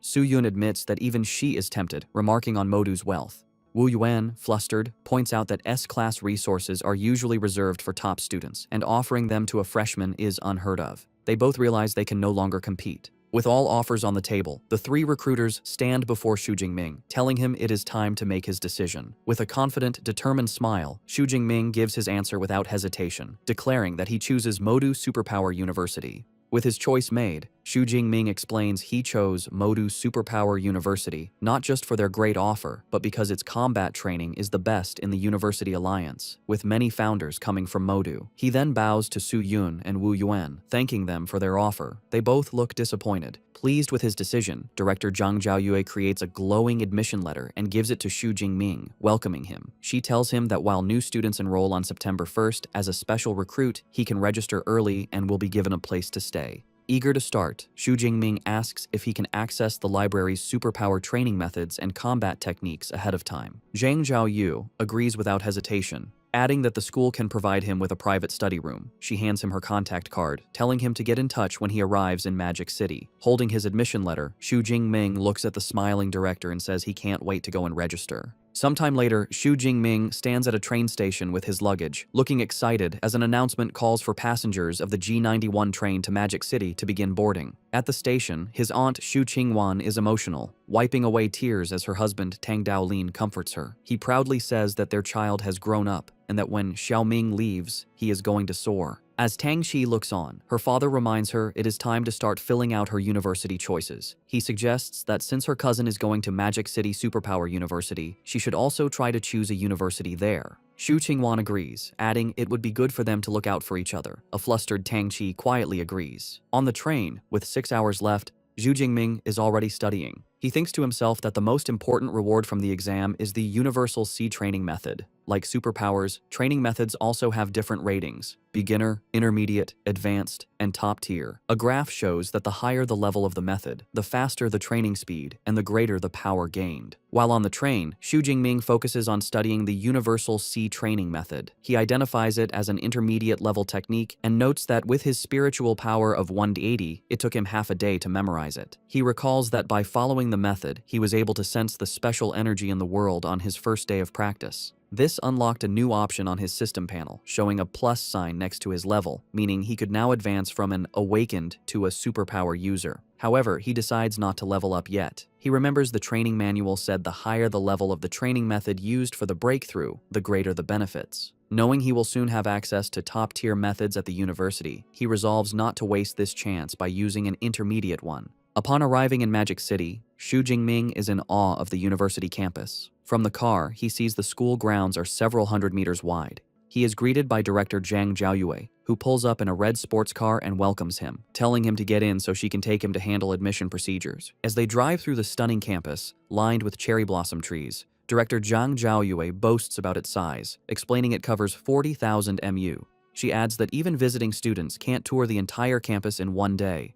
Xu Jingming is impressed, remarking that seeing it is better than hearing about it. After a quick registration, director Zhang Zhaoyue hands him his new student ID, an all-in-one card he can use to access the dorms. As they approach his new accommodation, Xu Jingming thinks about his past life, where he saw dorms from 4-person rooms to 3-bedroom apartments.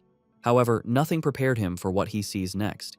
He stares in shock at his new dormitory, a magnificent, luxurious villa. Director Zhang Zhaoyue explains that every student at Modu lives in a villa, with the luxury determined by their scores. As the provincial top scorer, Xu Jingming gets the most luxurious model, with an area of over 800 square meters. She informs him the villa is for 2 people, with an upper and lower floor, so he and his future roommate will each have an entire floor. Xu Jingming thinks that having a roommate isn't bad and is better than being alone. He reflects on his life as an orphan and admits he still prefers the warm feeling of a communal 4-person dorm as he follows the director up the steps. Inside the villa, director Zhang Zhaoyue sits down with Xu Jingming and informs him that she will now explain a few important things about the university. She highlights 2 main points: the credit system and the mentor system. She begins by explaining that at Modu, credits are everything. They are used for all transactions, from buying meals to powerful equipment. She clarifies that 1 credit is roughly equivalent to 10,000 Daxia currency. Director Zhang Zhaoyue explains there are many ways to get credits, one of which is a fixed amount given each year based on a student's rating. As an S-class student, Xu Jingming gets 100 credits for the year. To show him, she summons a small, spherical robot, calling out, "Eva." The device floats and projects a message, confirming Xu Jingming's credit balance is 100. The director introduces the robot as Eva, the AI equipped in every dorm. She explains Eva's main body is the school's central AI, and the dorm units are subunits. However, she notes that even a subunit is a level 4 AI, capable of assisting with daily life. Xu Jingming is stunned, realizing the AI technology on Blue Star is far more advanced than in his previous life. With the first point covered, director Zhang Zhaoyue moves on to the mentor system. She explains every student can choose a mentor they admire and ask for guidance, though the mentor must agree. Xu Jingming is intrigued, questioning if he can get one-on-one guidance as a freshman. She confirms this, adding that all mentors at the university are high-level superpowered individuals. Most have their own original combat techniques and training methods, which they do not pass on to outsiders.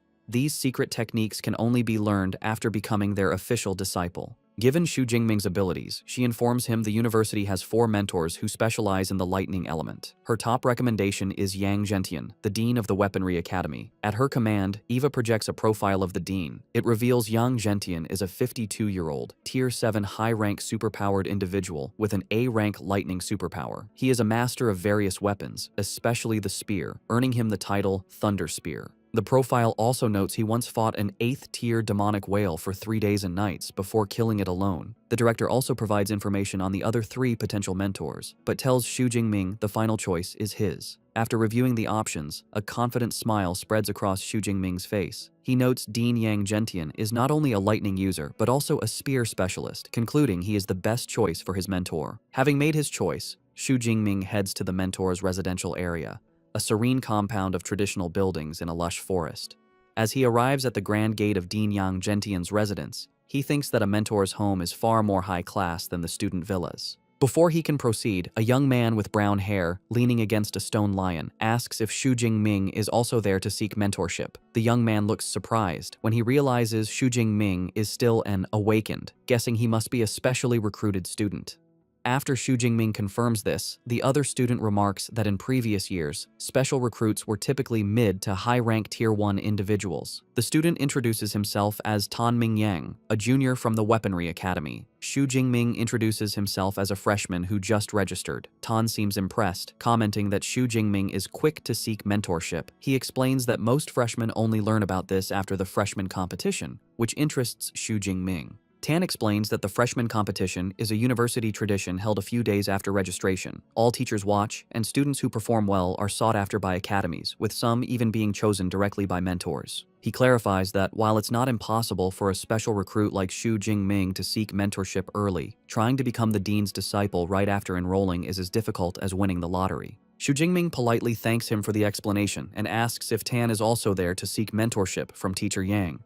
With a sigh, Tan confirms this, revealing he has made several trips over the past 6 months but has always been turned away. He was about to give up, but decided to try one last time. Just as he finishes speaking, the large doors open, and a middle-aged man, likely a butler, appears, startling Tan. The butler's expression softens as he greets them and informs them that Teacher Yang is waiting inside, inviting them to follow him.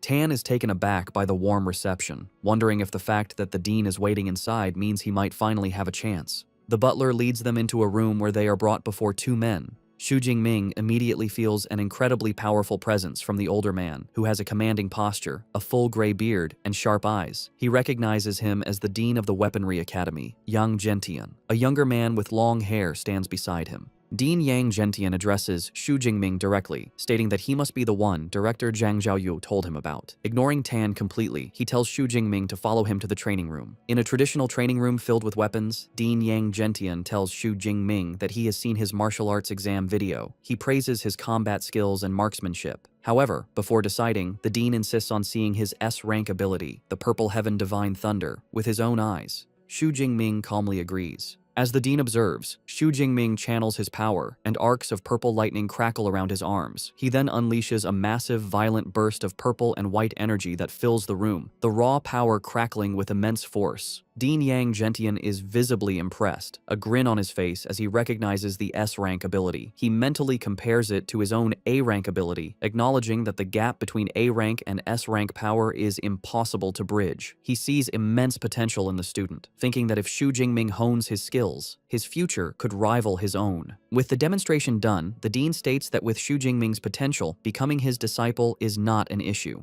However, he offers a serious warning. He explains that he has made many friends and enemies. He cannot guarantee his enemies won't target his disciples, and asks if Xu Jingming is still willing to accept him as a master, knowing the risks. Without hesitation, Xu Jingming drops to his knees in a formal sign of respect. With a wide, determined grin, he declares that he is willing. He passionately explains that he admires high-level ability users who have grown strong through bloody struggles. He believes the number of enemies his teacher has defeated is proof of his immense combat ability. Pleased with this answer, Dean Yang Zhentian laughs heartily and formally accepts him. He declares that from this day forward, Xu Jingming is his 32nd disciple and his very first S-rank disciple. Telling him to rise, the dean presents Xu Jingming with his first gifts, a top-tier ability training method called Extreme Ability Training Method, and a body-tempering combat technique called Thunder Indestructible Body, both of which he created. Xu Jingming is stunned by the value of the gifts, realizing a body-tempering combat technique that can strengthen his body is far more precious than an ordinary one. The dean explains that while the ability training method is one of only 3 top-tier methods in the school, the real highlight is the Thunder Indestructible Body technique, the culmination of his life's work. He adds that the technique has been certified by 2 major martial arts halls and has been officially rated as S-rank.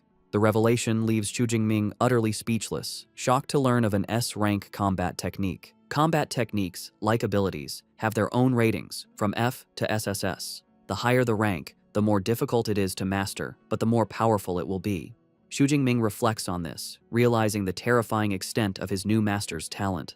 He knows that most 7th-level masters are exceptional if they can create an A-rank combat technique. For his master to have created an S-rank technique, his martial arts talent is terrifyingly high. Dean Yang Zhentian provides more details about his S-rank technique. He explains that the thunder indestructible body is only for lightning element users and has 13 levels. With each level, the user's body undergoes a transformation. However, he clarifies a crucial requirement. To begin cultivating it, one must first advance from an awakened to a true ability user. He then gives Xu Jingming his first task. He instructs him to use the extreme ability training method to achieve his breakthrough. Once Xu Jingming has advanced, he is to return, and the dean will personally help him build the foundation for the thunder indestructible body. Overwhelmed with gratitude, Xu Jingming bows deeply, thinking how much better it is to have a mentor's guidance. The dean then shares a personal motivation, revealing he has only cultivated the technique to the 10th level. He looks at Xu Jingming with hope, stating that if he is unable to reach the peak of a martial saint, then Xu Jingming will be the greatest hope to prove the technique's potential. His eyes gleam as he reveals his ultimate guess. If one can cultivate the technique to its final level, their body can achieve a state of being eternal and indestructible. As Xu Jingming leaves his master's residence, waving goodbye to the butler, he finds Tan Mingyang sitting dejectedly on the steps outside, holding his head in despair. Xu Jingming approaches him and asks what is wrong.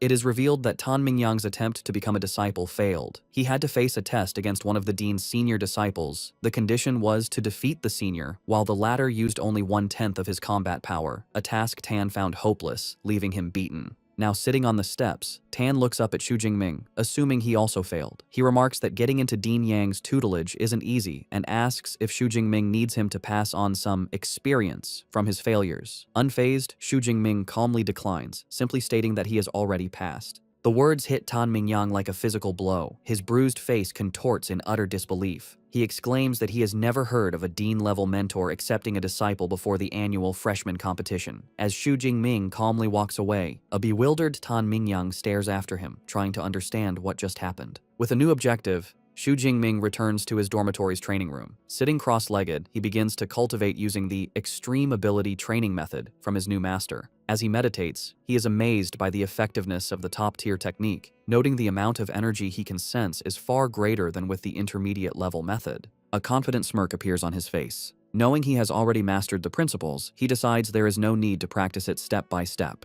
Instead, he will use his cheat system to advance directly. He accesses his system panel and commands it to use his ability points to increase his level. The effect is immediate and intense. A surge of energy courses through him, causing him to grunt in pain. He clutches his clothes as raw energy surges through his veins. The power erupts from his body in a massive blast of light and force that shakes the room. A moment later, the energy subsides. Breathing heavily, Xu Jingming pushes himself up, thinking he has successfully broken through. A notification confirms his new status as a first-tier, lower-rank ability user. He examines his hand, where stable, powerful blue lightning now crackles with ease. As he tests his control, a much larger and more potent torrent of lightning flows from his hand, a clear sign of his increased power. Clenching his fist, he marvels at the result. He can feel the power in his body has increased by at least 4 or 5 times. He confidently thinks that if he were to face the second-tier bloodthirsty tyrant bear again, his thunder ability alone would be enough to defeat it. He pulls up his system panel to check his new stats and understands why all ability users want higher-level cultivation methods. He calculates that if he had used the intermediate method, his vitality and spirit would have only increased by 30 or 40 points. But now, using the top-tier method, they have increased by almost 100 points in one go.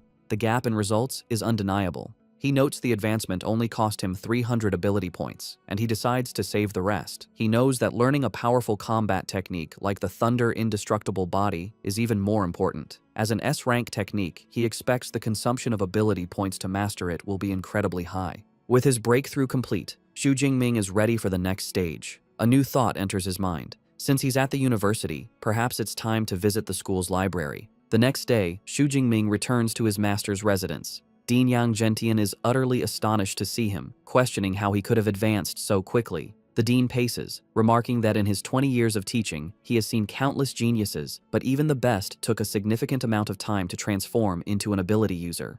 He notes it has been less than 24 hours since Xu Jingming received the manual. With a bashful smile, Xu Jingming admits that perhaps the only thing he can be proud of is his advancement speed. He adds that when he tried to begin cultivating the Thunder Indestructible Body, he found even the introductory part to be a challenge. The dean listens and explains the process. Forging the foundation involves using the blood of a lightning element beast as a guide, combined with one's own lightning, to temper the muscles and bones.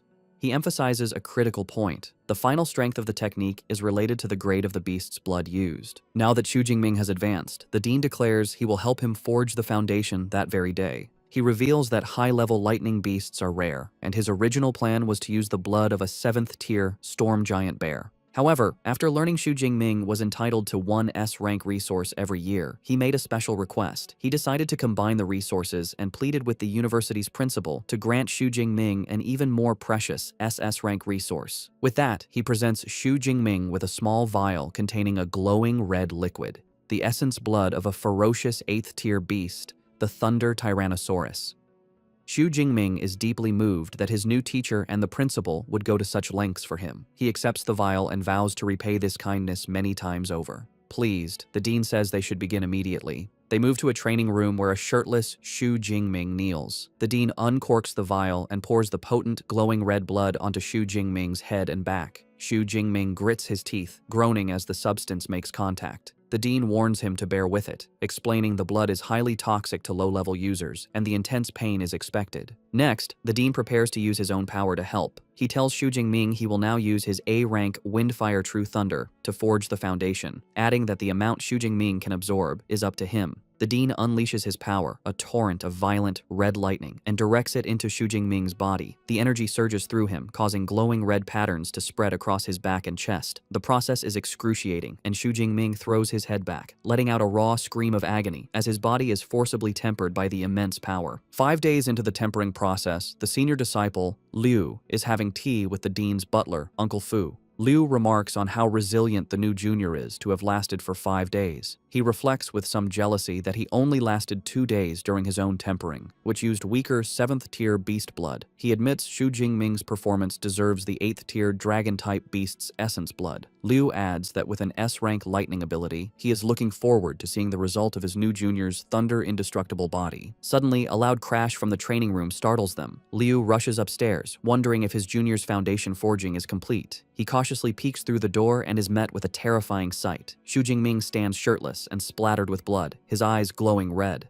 A chaotic aura of dark energy and blue lightning surrounds him, and he appears to have lost control, looking more like a beast than a human. Liu is frozen in fear, sensing a threatening aura from Xu Jingming like that of a top-tier ferocious beast, which makes him shudder. Lost in this primal state, Xu Jingming sees Liu in the doorway and lunges forward to attack. However, before he can strike, the commanding voice of Dean Yang Gentian roars, shouting for Jingming to wake up. The dean's shout breaks through the bloodlust, and Xu Jingming halts his attack just inches from his senior. Covered in sweat, a dazed Xu Jingming asks his teacher what happened and why he felt an overwhelming urge to destroy things. The dean explains that the essence blood of the Thunder Tyrannosaurus likely influenced his mind. He points out that the beast is famous for its ferocity, and because Xu Jingming's absorption rate and compatibility were so high, he experienced this dangerous side effect. The dean reassures him, telling him not to worry. As long as he avoids intense emotional changes, he will be fine, and the side effects will gradually disappear as his strength increases. A wave of relief washes over Xu Jingming. He looks down at his hands, expressing his fear of being controlled by his emotions. With the crisis averted, Dean Yang Gentian's tone changes to delight. He tells a confused Xu Jingming to cheer up, announcing the forging was a perfect success with an incredible 98% absorption rate. He proudly explains that among the disciples who have cultivated the Thunder Indestructible Body, the highest rate ever recorded was only 92%. With this, Xu Jingming has broken a long-standing record. His senior disciple, Liu, approaches with a congratulatory smile. He tells his new junior that with the foundation successfully forged, his future in martial arts is now smooth sailing. The dean formally introduces him as senior disciple Liu Ming, an ability user at the peak of the 3rd tier, and tells Xu Jingming to ask Liu for help with any future cultivation questions. Xu Jingming greets his senior, who promptly pulls out his phone. Liu explains that since he didn't prepare a gift, he will transfer some credits instead. Xu Jingming is shocked when a notification on his phone says he received 200 credits, exclaiming that it's too much. He quickly calculates the gift is worth 2 million Great Sha coins. The dean dismisses his concern, stating that 200 credits is not a large sum for Liu, and that it is a senior's duty to care for his juniors. He adds that when Xu Jingming has his own juniors, he will also need to prepare gifts, a lesson Xu Jingming humbly accepts. With the training complete, the dean tells Xu Jingming that after 5 days without food or water, he should go back and rest. He gives him his next instructions. Come back the following morning to learn fist and spear techniques with Senior Liu. Xu Jingming gratefully thanks his teacher and leaves. Back at his luxurious villa, Xu Jingming finds a young man with spiky white hair and red eyes on the couch, focused on a video game. The young man turns, realizing he's not alone, and greets Xu Jingming, guessing he must be his new roommate. He introduces himself as Liu Wentao. When Xu Jingming introduces himself, Liu Wentao's eyes widen. He excitedly points and exclaims that he is the top scorer from Jiangnan province. When Xu Jingming asks how he knew, Liu Wentao proudly declares his nickname is Mr. Know-It-All, as he knows about most freshmen. He admits he didn't specifically look up Xu Jingming, but the stir he caused was so big he couldn't help but hear about him. He marvels that the legendary Dark Horse top scorer is his new roommate. Putting a friendly arm around his shoulder, he starts bombarding our boy with questions, asking if he is really from Zhangcheng, if he was truly just an awakened during the exam, and commenting that his ability does not look like it's only E rank. Despite the endless questions, Xu Jingming finds he likes the friendly chatterbox. He reflects that he has always hated loneliness. Flashbacks reveal his past. Growing up in an orphanage without a sense of belonging, school was better as he had friends. His happiest memories are from his college days, joking around and playing games with roommates. He recalls getting his master's and PhD, never imagining that after drinking too much at his graduation, he would wake up in a different world. He thinks about how he didn't expect to still be an orphan after transmigrating, but with a roommate like Liu Wentao, he feels he won't be lonely. Meanwhile, Liu Wentao proudly boasts that he is a top student from Sichuan province with an A-rank ability and is currently a first-tier middle-rank ability user. He declares his ambition to major in college tactics and command a military region to slaughter all the ferocious beasts on Blue Star. Changing the subject, Xu Jingming mentions he is heading to the martial arts hall. Intrigued, Liu Wentao decides to join him, admitting he hasn't visited the university's hall yet. They arrive at the impressive Thunder Martial Arts Hall, Magical University branch. Inside, they see a lively and chaotic scene, with students training and showing off their powers. The AI, Eva, appears and explains they are in the public training room, which can hold 300 people. The hall is constructed with C-rank alloy mixed with memory metal, making it durable enough to withstand damage. Eva also points out private training rooms, but Xu Jingming decides the public area is fine. Liu Wentao gets caught up in the competitive atmosphere, shouting with excitement and pointing out an A-rank enhanced werewolf user.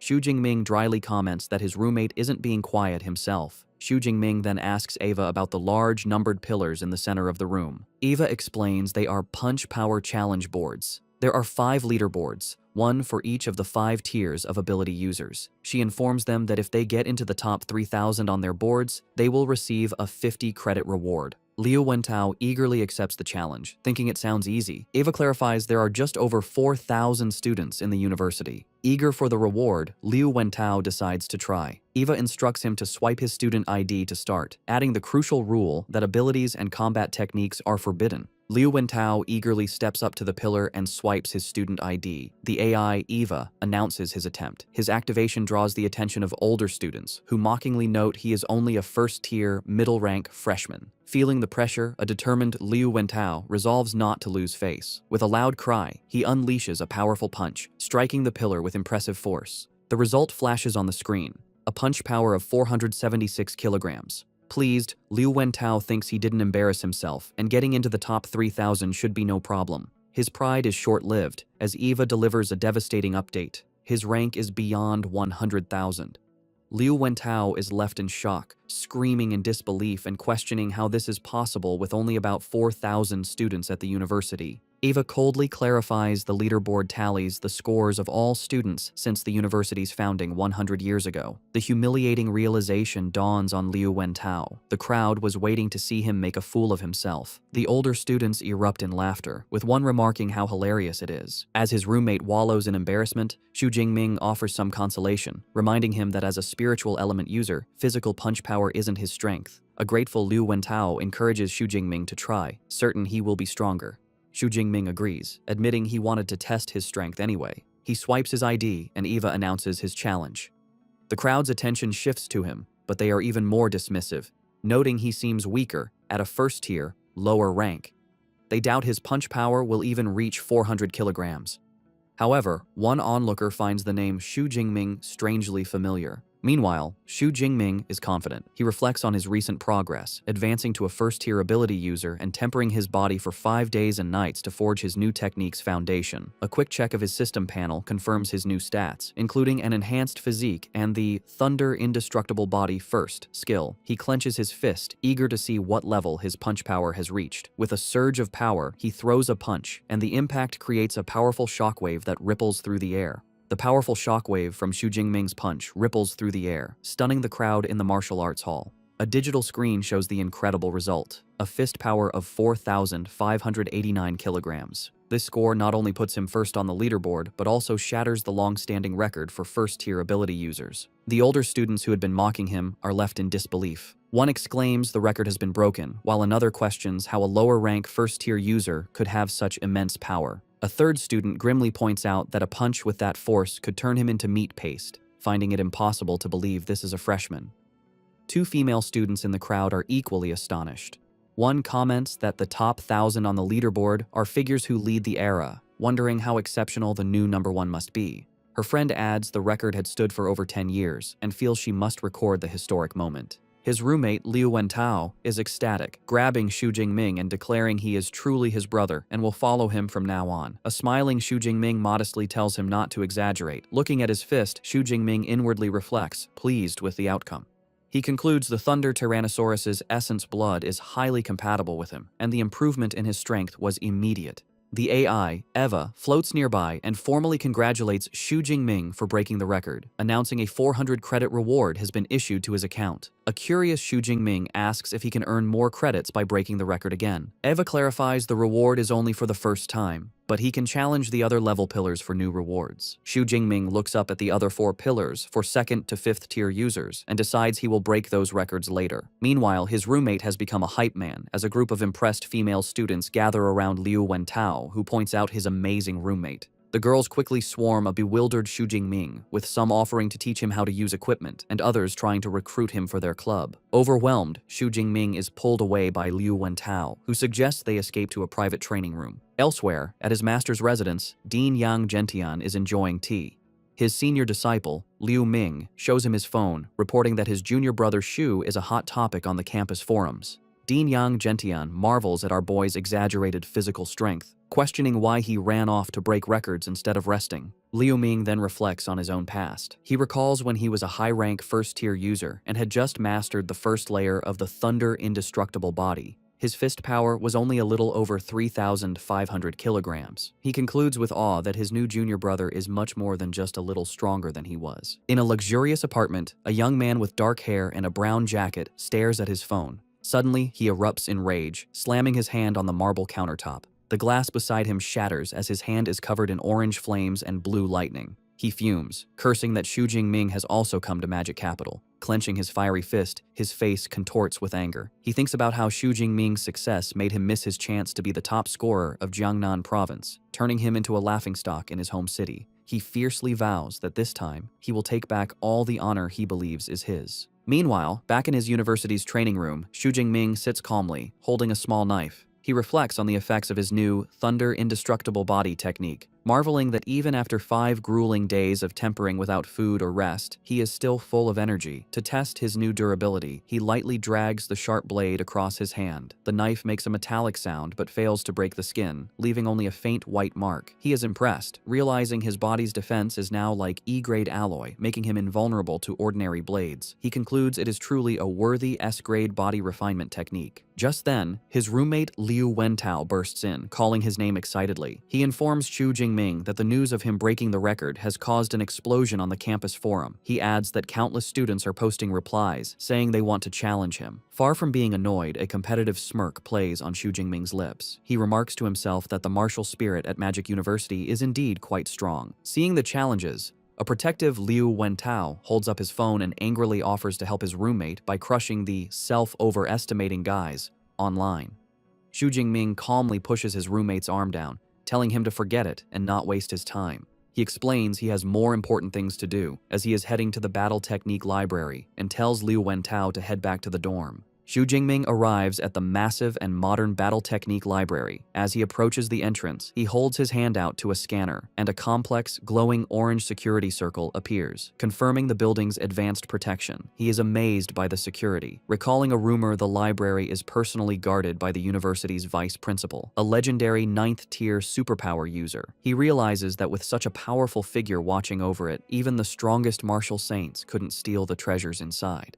After swiping his student ID card, he passes through the gate, and the security circle scans him one last time before letting him in. Inside the grand hall, he is greeted by a trio of female librarians. The one in the center warmly welcomes him by name, addressing him as S-grade student Xu Jingming and asking how they can help. Surprised they know him, Xu Jingming asks how they knew his name. The librarian politely explains that students with S-grade authority, like him, are special and have access to all battle techniques. Their system automatically notified them when he scanned his ID. The librarian's thoughts reveal her true motivation. She understands that S-grade authority means his future is destined to be at least that of a Grandmaster-level user. She makes a mental note to befriend him. Xu Jingming tells the librarian he is interested in lightning element superpower battle techniques and asks which floor he should go to. The librarian informs him that techniques of B grade and below are on the 2nd and 3rd floors, but the more precious ones are in a special reading room on the 4th floor. She adds that he can get in by swiping his card. She then personally leads him to the 4th floor, into an elegant private reading room. Inside, a small floating AI device hovers over a table. The AI explains that once he selects techniques online, the original secret manuals will be delivered to him. She kindly warns him to be careful when handling them. Left alone, Xu Jingming commands the AI to display all lightning element battle techniques of B grade and above. In response, the AI projects dozens of blue holographic screens that fill the room, each showing a different technique. As he looks through the selection, 2 techniques catch his eye. The first is an SSS grade technique called 10,000 Prisons Heavenly Thunder Guidance, which creates a massive thunderstorm domain. However, it is restricted to users who are at least 5th tier. The second is an SS grade technique named Wrath of the Thunder God, which summons powerful thunder. This one is also restricted, requiring a user to be at least 4th tier. Xu Jingming is in awe of the quality of the techniques, seeing SS grade and even SSS grade options. He marvels at how rich the university's collection of secret manuals is, and wonders if he can view them for free. His excitement fades as he realizes the cultivation of these powerful techniques has strict requirements. With his current status, he can only learn A-grade battle techniques for now. He sees countless A-grade options, noting that choosing would be incredibly difficult without his teacher's guidance. Fortunately, he came prepared. He pulls out a recommendation list from his master, Dean Yang Zhentian, which saves him time. Using the list, he interacts with the holographic displays, pointing out his desired techniques. He makes his final decision, choosing 4 specific A-grade techniques. The first is Thunder Spear, an offensive technique. The second is Chain Thunder Gun, a sustained attack. The third is Thunder Flash, a movement technique. The final one is Thunder Prison, a control technique. He mentally categorizes his new skills. Thunder Spear, for ranged strikes. Chain Thunder Gun, for sustained attacks, Thunder Flash for movement, and Thunder Prison for crowd control.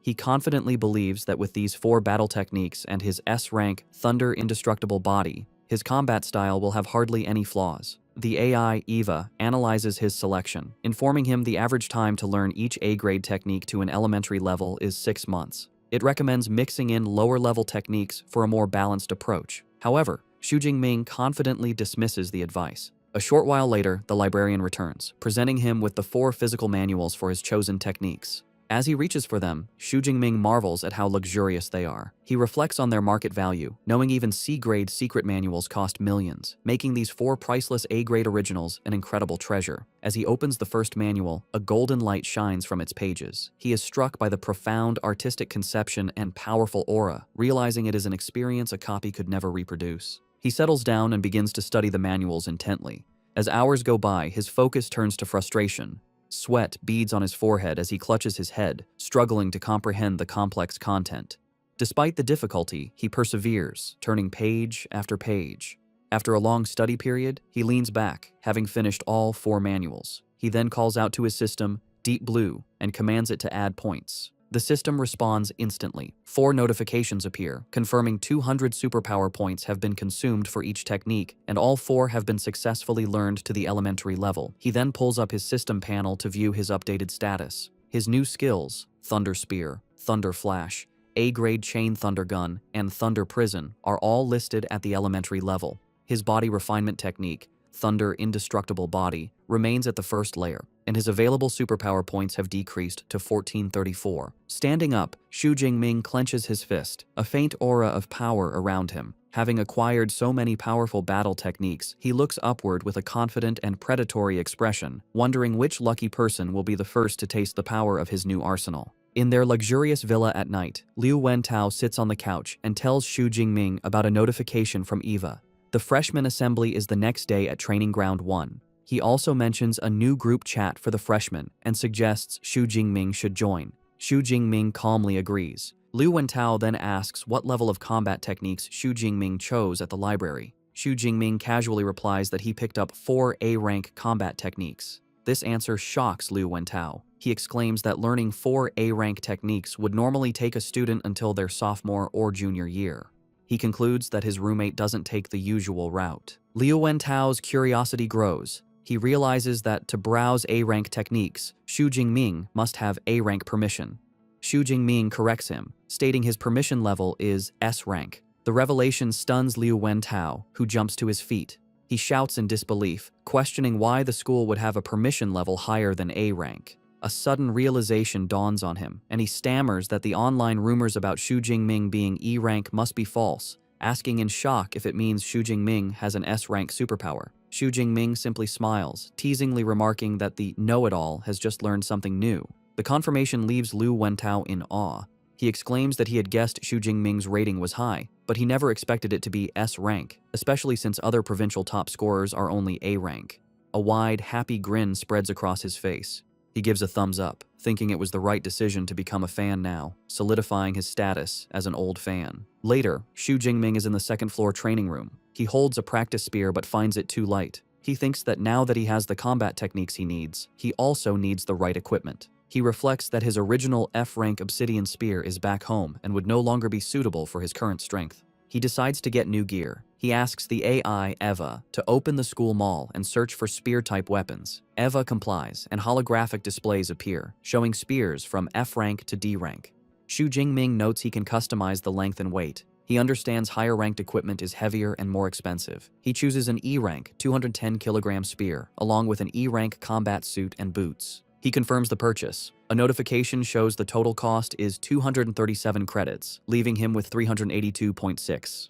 The purchase is confirmed for delivery the next day. He thinks with a bit of dismay how quickly his credits disappeared, shrinking by nearly half. With his new gear on the way, he grips the practice spear with a determined look. He knows he'll have to rely on this temporary weapon. With a confident smirk, he declares that tonight it will help him practice his 4 new A-rank combat techniques. The next day, the freshmen of Modu Superpower University gather for their assembly. As Xu Jingming arrives, he immediately draws the attention of the other students. Murmurs spread as they recognize him as the one who broke the school's punch power record. They also identify him as the Jiangnan province top scorer, marveling at his strength and handsome appearance. Before he can find a seat, he is confronted by a tall, imposing young man named Lei Zhou, who aggressively points and loudly issues a challenge. Onlookers immediately recognize him as the second-place scorer from Jiangnan province, who scored over 9,300. They gossip about his privileged background, noting both of his parents are powerful Tier 4 superpowered beings. They sympathetically remark that it's a shame no one remembers second place, making his unwillingness to accept his loss understandable. Despite the public challenge, Xu Jingming is unfazed. He calmly declines, stating he is not interested, a response that shocks his roommate Liu Wentao. Lei Zhou, however, smirks and tells him not to refuse so quickly. He then brings up a personal matter, recalling that Xu Jingming's aunt's family runs a business selling rare plants. Leaning in with a menacing grin, he reveals his family is his aunt's biggest customer, and she also owes them a large loan. He then delivers a thinly veiled threat, suggesting that if the payment isn't made on time, his aunt's family might find themselves in trouble. The threat instantly changes the atmosphere. Xu Jingming's expression turns cold as a fierce, dark blue aura erupts from his body. He quietly asks if Lei Zhou is threatening him. The sheer pressure of his aura physically forces a startled Lei Zhou to step back. Sweating and shaken, Lei Zhou struggles to comprehend the fierce, beast-like presence. He quickly backpedals, stammering that it wasn't a threat, just a heads up. Having made his point, Xu Jingming's aura subsides. He calmly asks for the time and place for their duel. Regaining his composure, Lei Zhou declares the fight will be in 7 days, at noon, on Broadcast Platform 3. Xu Jingming accepts, warning his new rival not to regret his decision. The confrontation creates a buzz of excitement among the watching students, who eagerly anticipate the upcoming battle. Shortly after, the assembly officially begins. An older, gray-bearded university official takes the stage. He welcomes them to the freshman assembly, clarifying it is a session to answer questions about the university's systems. However, he announces the first thing he wants to introduce is the school's combat power ranking. He explains students will use a virtual dive pod for holographic combat simulations, and their ranking will be determined by the number of levels they can pass. He encourages everyone to try their best, emphasizing the rewards are very generous. After the hour-long meeting, aboard Xu Jingming lets out a large yawn. He thinks the only interesting part was the virtual dive pod, which he should try sometime. For now, his priority for the next few days is to continue his daily training with his senior, Liu Ming, and his mentor. For 7 days, Xu Jingming dedicates himself to intense training under his senior Liu Ming and his master, Dean Yang Gentian. After the week of training, Liu Ming approaches Xu Jingming with astonishment. He notes his junior brother has already advanced to the mid-level of the first tier and asks how it happened so quickly. Xu Jingming simply smiles and says it was just luck. However, his inner thoughts reveal the truth. He had deliberately waited a few days before using his system to level up, which made the advancement cost only 380 superpower points. He muses that if he had leveled up any faster, he probably would have scared his senior silly. Changing the subject, Liu Ming remembers the duel and asks if Xu Jingming has a match scheduled for noon. Xu Jingming confirms he does. With a confident smile, Liu Ming pats his junior on the shoulder and says he will observe 3 minutes of silence for his opponent. He decides to accompany Xu Jingming to the match.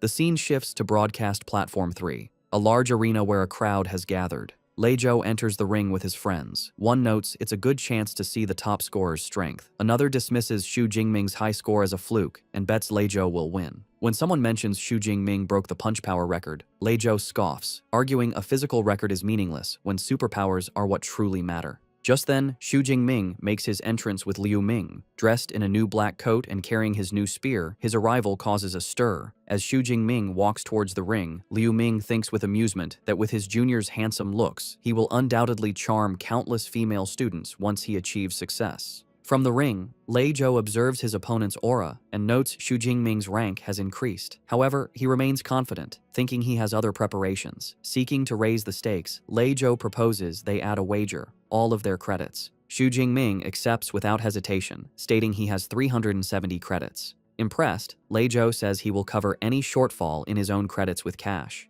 He proposes they both transfer their credits to the account of Old Master Zhou, a neutral third party. The teacher presiding over the match is a woman with blonde hair tied in a ponytail, called Zhou Yun, a powerful Tier 6, mid-level healing-type superpowered being. As he completes the credit transfer, Xu Jingming notes the presence of the high-tier healer, Teacher Zhou Yun. He understands battles between superpowered beings are dangerous and realizes the school has taken precautions to prevent deaths. He agrees to the terms. The crowd buzzes with excitement as the massive wager, worth 3.7 million in currency, is confirmed. Teacher Zhou Yun steps forward to officiate. She confirms she has received the credits and instructs them to prepare. She lays out the rules. If one person admits defeat or loses consciousness, the other is forbidden from continuing the attack. Both Xu Jingming and Lei Zhou calmly acknowledge they understand. The two opponents face each other. Xu Jingming stands ready with his spear, while Lei Zhou draws his sword. With grim determination, Lei Zhou unleashes his A-rank fire ability, Dense Pine Industry Fire. A vortex of intense orange flames erupts around him as he declares he will take back all the honor Xu Jingming made him lose. The power of his ability impresses the crowd, who marvel at the terrifying force of an A-rank fire superpower. Wreathed in flames, Lei Zhou charges forward. He leaps and brings his sword down in a powerful, raging flame slash. In response, Xu Jingming simply stands his ground and swings his spear in a basic upward arc. To everyone's astonishment, his simple block completely neutralizes the flaming sword strike. The audience is stunned. They can't believe Xu Jingming didn't use a combat technique and still blocked such a powerful move. They exclaim in shock that a normal attack just broke a big special move. Lei Zhou himself is left speechless, gritting his teeth in disbelief. With his opponent's attack nullified, Xu Jingming looks at him with cold indifference. Purple lightning begins to crackle around him as he tells Lei Zhou that nothing is impossible. The only reason it seems so is because Lei Zhou is simply too weak. Before his rival can react, Xu Jingming launches a devastating counterattack. Surrounded by a torrent of purple lightning, he lunges forward and strikes Lei Zhou squarely in the chest, sending him flying backward. The purple lightning from Xu Jingming's attack courses through Lei Zhou's body, making him cry out in agony. The force of the blow sends his sword flying amidst a spray of blood as he is thrown backward. He lands hard on the floor of the ring, slumping over in defeat as smoke rises from his body. The crowd is stunned by the swift and decisive outcome. Lei Zhou's supporters are in disbelief, with one exclaiming that the fight is over after only 2 moves from Xu Jingming. Another angrily questions the claim that Lei Zhou was stronger now that he's been instantly defeated. The onlookers agree that Xu Jingming's strength is on a completely different level from the other freshmen. Watching from the sidelines, Liu Ming looks completely unimpressed. He thinks to himself that the match was too boring and didn't even make his junior brother use 1/10 of his real power. Back in the ring, teacher Zhou Yun begins to announce the winner. However, a wounded Lei Zhou struggles to his feet, calling out to her. He grits his teeth, insisting he is not lost, and the match is not over. In a desperate move, he pulls out a small, red pill. Teacher Zhou Yun immediately recognizes it, shouting in alarm and identifying it as a rampaging blood pill. She warns him against taking it, telling him this is just a match and not worth risking his life. The audience also recognizes the dangerous item. They murmur that while the pill can boost a user's strength several times over for a short period, it has severe side effects that could leave him bedridden for months. They question if the risk is worth it. With a major university competition only a month away, Lei Zhou ignores their concerns, stating that he will bear any consequences himself. He is determined to take the gamble and will accept his loss only if he is defeated after this. In the crowd, some students, including Liu Wentao, protest, asking if using a performance-enhancing drug is allowed. Teacher Zhou Yun addresses the complaints, clarifying that since this is an unofficial battle, there are no strict rules. She explains that weapons, combat suits, and drugs are all considered permissible resources. As she speaks, Lei Zhou swallows the pill. She finishes by stating that if Xu Jingming had a similar pill, he would also be allowed to use it. As the pill takes effect, Lei Zhou's body erupts in an even more intense fire aura. His eyes begin to glow with a menacing orange light as he roars with newfound power. Teacher Zhou Yun watches with a worried expression, noting the pill is high grade and has boosted Lei Zhou's power to the lower level of the 2nd tier. She concludes that Xu Jingming is now in serious trouble. Faced with his opponent's desperate power-up, Xu Jingming's own battle intent surges, becoming even more potent as a torrent of purple lightning erupts around him. From the sidelines, teacher Zhou Yun observes this with approval, thinking that Xu Jingming's fighting spirit is becoming even more vigorous and that he has the mindset of a great general. Gripping his spear, a confident smile plays on Xu Jingming's lips. He thinks to himself that finally, the fight is no longer like an adult beating up a child. He takes a single step forward, and the lightning around his combat boots shatters the floor of the ring. He then charges at his opponent with blinding speed. Lei Zhou is shocked by his incredible velocity. The 2 fighters clash in the center of the ring, their superpowered attacks meeting with explosive force. Lei Zhou blocks Xu Jingming's initial thrust, but the raw power behind the attack is overwhelming. The force of the blow sends Lei Zhou staggering backward, forcing him to his knees to absorb the impact. Still surrounded by his wavering flames, he grits his teeth in disbelief. He can't understand how, even with his strength boosted to the 2nd tier, he is still no match for Xu Jingming. He wonders what kind of monster he is facing. Realizing a head-on fight is useless, Lei Zhou changes his strategy. He decides that if he can't win a direct clash, he will attack from a distance. He leaps back and launches a volley of powerful fireballs at Xu Jingming. However, his ranged attack is met with casual disdain. Xu Jingming effortlessly swings his spear in a wide arc, creating a vortex of lightning that deflects all the fireballs. He mockingly asks if that is all Lei Zhou has. Frustrated and sweating, Lei Zhou curses his opponent's flawless lightning ability. He desperately clings to a new hope, thinking that he can no longer get close. But if he can exhaust Xu Jingming's power before his drug boost wears off, he might still have a chance. But Xu Jingming has no intention of letting the fight drag on. He decides to end it. He raises his hand and summons a massive amount of purple energy, condensing it into a solid spear of pure, crackling lightning. His A-rank technique,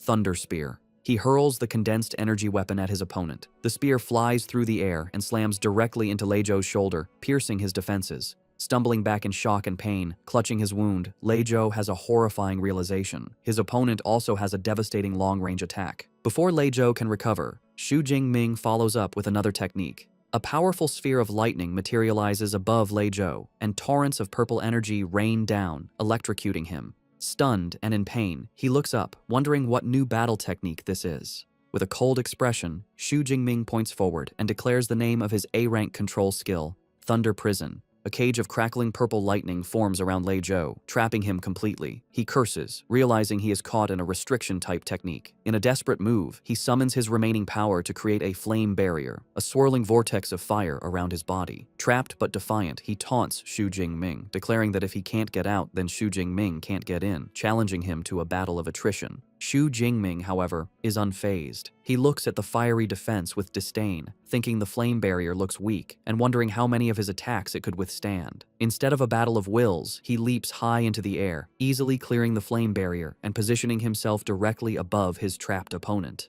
While airborne, he unleashes his ultimate assault. He summons his power, and dozens of massive, glowing purple spears of pure lightning materialize in the air, all aimed at the helpless Lei Zhou. The deadly rain of lightning spears begins to descend, a technique that looks like a devastating version of his chain thunder gun. Looking up at the overwhelming attack, Lei Zhou is filled with absolute terror. He knows with certainty that if he is hit by that barrage, he will die. With his life on the line, his pride shatters, and he screams out his surrender. At the very last second, just as Lei Zhou shouts his concession, the tip of the lead lightning spear stops just inches from his eye. The rain of spears dissipates as Xu Jingming lands gracefully in the ring. In a final definitive motion, he thrusts his physical spear forward, piercing Lei Zhou's chest and leaving no doubt as to who the victor is. Xu Jingming withdraws his spear from Lei Zhou's chest, leaving him kneeling and defeated on the floor. With a commanding presence, Xu Jingming stands over his opponent as teacher Zhou Yun officially declares him the winner. The crowd is left in shock and awe. They exclaim that it was a complete and utter crushing defeat. They marvel at how Xu Jingming flawlessly chained together 4 different battle techniques in just a few seconds, a feat far beyond what any normal freshman should be capable of. 2 students discuss the power of the techniques they witnessed. One guesses they must all be at least B grade. His friend is amazed, admitting the best technique he has learned is only C grade. Watching from the sidelines, Liu Ming overhears their speculation and looks stressed. He thinks to himself that they are severely underestimating his junior brother. He knows the truth. Xu Jingming had dared to choose 4 A-grade techniques and had already mastered them to a combat-ready level. He reflects on his own experience, recalling that he had only dared to choose a single A-grade technique as a freshman, and it still took him over 4 months to learn. He admits that having such a monstrously talented junior brother puts a great deal of pressure on him. Back in the ring, a humbled Lei Zhou gets to his feet. He sincerely thanks Xu Jingming for sparing his life and accepts his complete defeat. He promises the wagered credits and cash are now his and assures him he will make the payment owed to his aunt's business on time. Teacher Zhou Yun approaches Xu Jingming and confirms the transfer of his winnings. 50 credits and 3.2 million in currency have been deposited into his student account. Xu Jingming thinks that a gambling fight is a quick way to make money. With the duel over, Liu Wentao rushes down to the ring, ecstatic. He congratulates brother Ming, telling him he is now a rich man, and invites him to go out and relax in the city center that evening to celebrate. Xu Jingming begins to decline, explaining he has training scheduled with his senior. However, Liu Ming, standing nearby, encourages him to go, advising him that a proper balance of training and relaxation is the key to long-term success.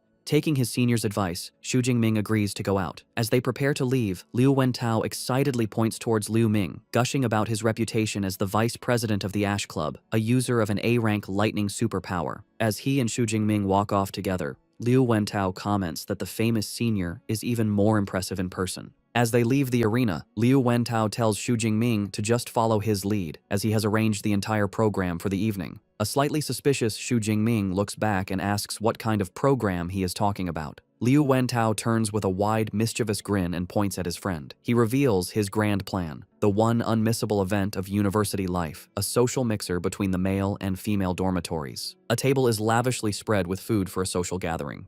Liu Wentao approaches Xu Jingming, who is seated at the table. He excitedly tells Xu Jingming how popular he has become, explaining that he posted an invitation for a social mixer on the campus forum. Liu Wentao reveals that over 100 people registered, and he had a hard time choosing who to invite. Xu Jingming smiles and comments on his friend's dedication, asking who he finally chose. Liu Wentao playfully tells him it's a secret for now, but he will meet them soon. Just then, he spots the guests arriving and calls them over. 2 young women approach. One, wearing glasses, introduces herself as Qi Dongxia, the invited guest. Her companion, a girl with dark hair, introduces herself as her roommate, Song Qiuqiu.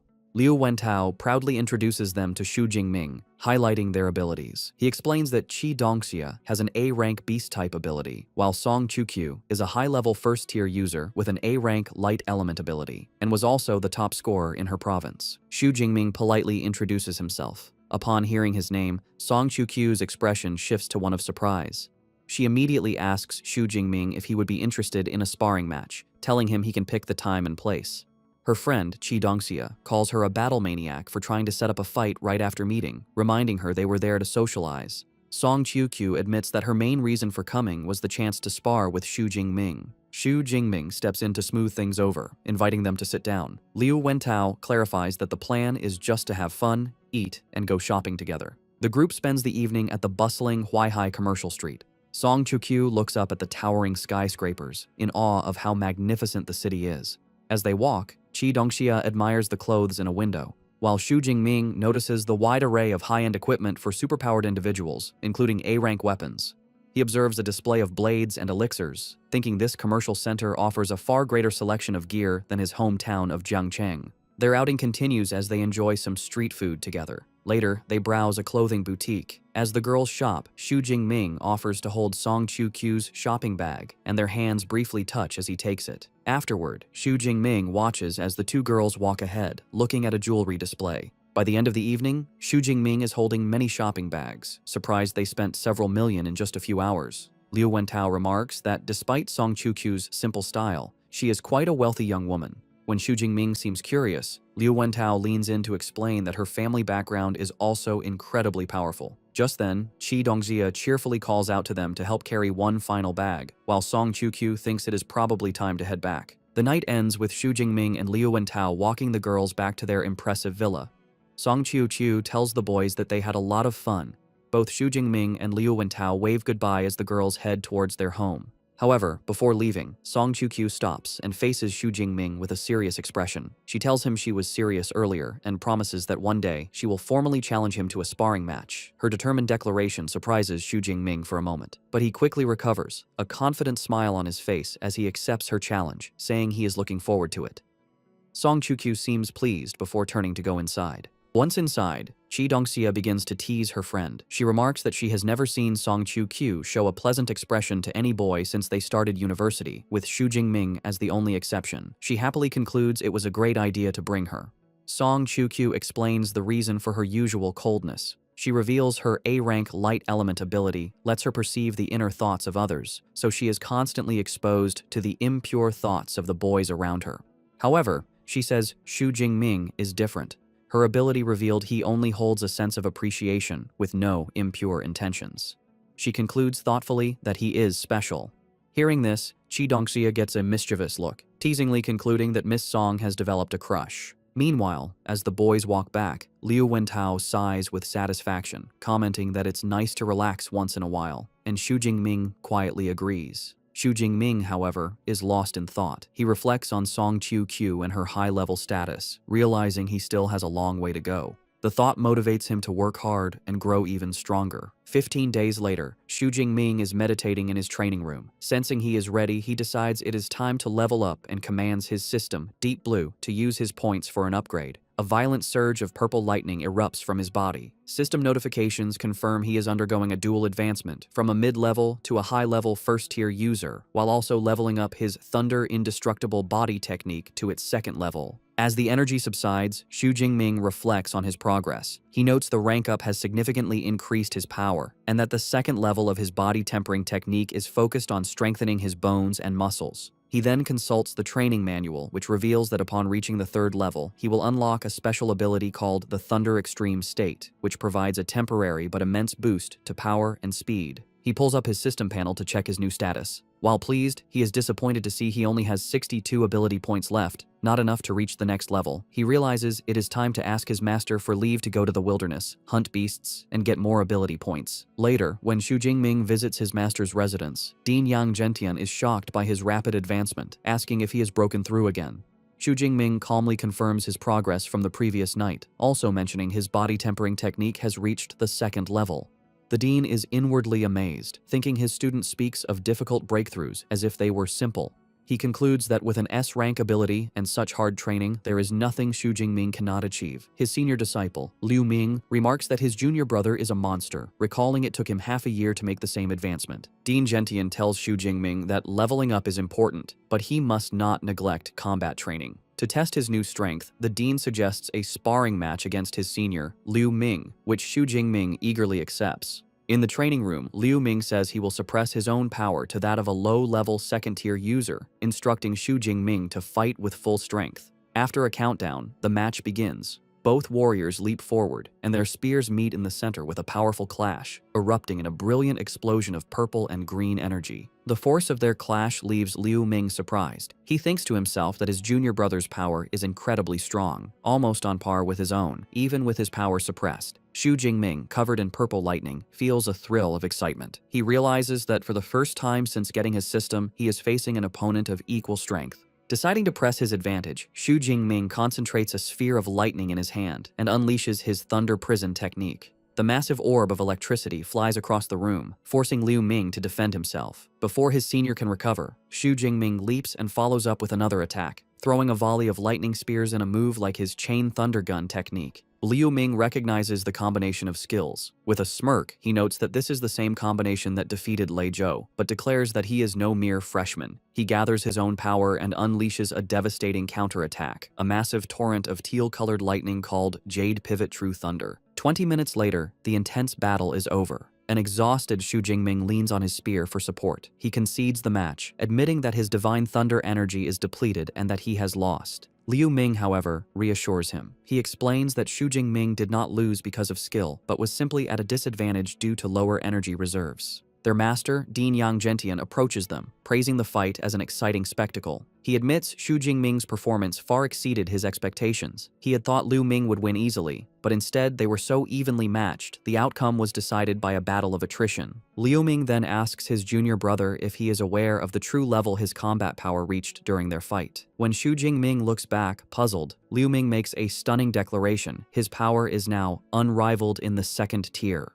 The weight of this new assessment leaves Xu Jingming looking thoughtful and determined. After the intense sparring session, Dean Yang Gentian announces that the training is over and tells everyone to rest. The butler, Uncle Fu, brings over a tray of spirit fruits, explaining they are perfect for recovering after training. Seizing the moment, Xu Jingming approaches his master with a request. He reveals his intention. He is preparing to leave the university to go on a trip to the wilderness. The dean is taken aback and asks how long he plans to be gone. Xu Jingming explains he intends to stay for over a month, planning to return just before the freshman competition. The long duration of the trip clearly worries his master. With a stern expression, the dean warns him that the wilderness is far more dangerous than the exam grounds. He explains there is no army protection, and beasts roam without predictable patterns, making it easy to encounter a high-level creature. He emphasizes the dangers of staying for over a month are immense. However, seeing his disciple's determination, the dean relents. He decides that if Xu Jingming is set on going, he will not stop him. He places a firm hand on his student's shoulder, giving him one piece of advice. If a situation ever looks bad, he must flee without hesitation. The dean explains that the path to becoming powerful is filled with life and death crises, and since his disciple is so ambitious, he will not stand in his way. Xu Jingming bows his head in gratitude, thanking his master for his understanding.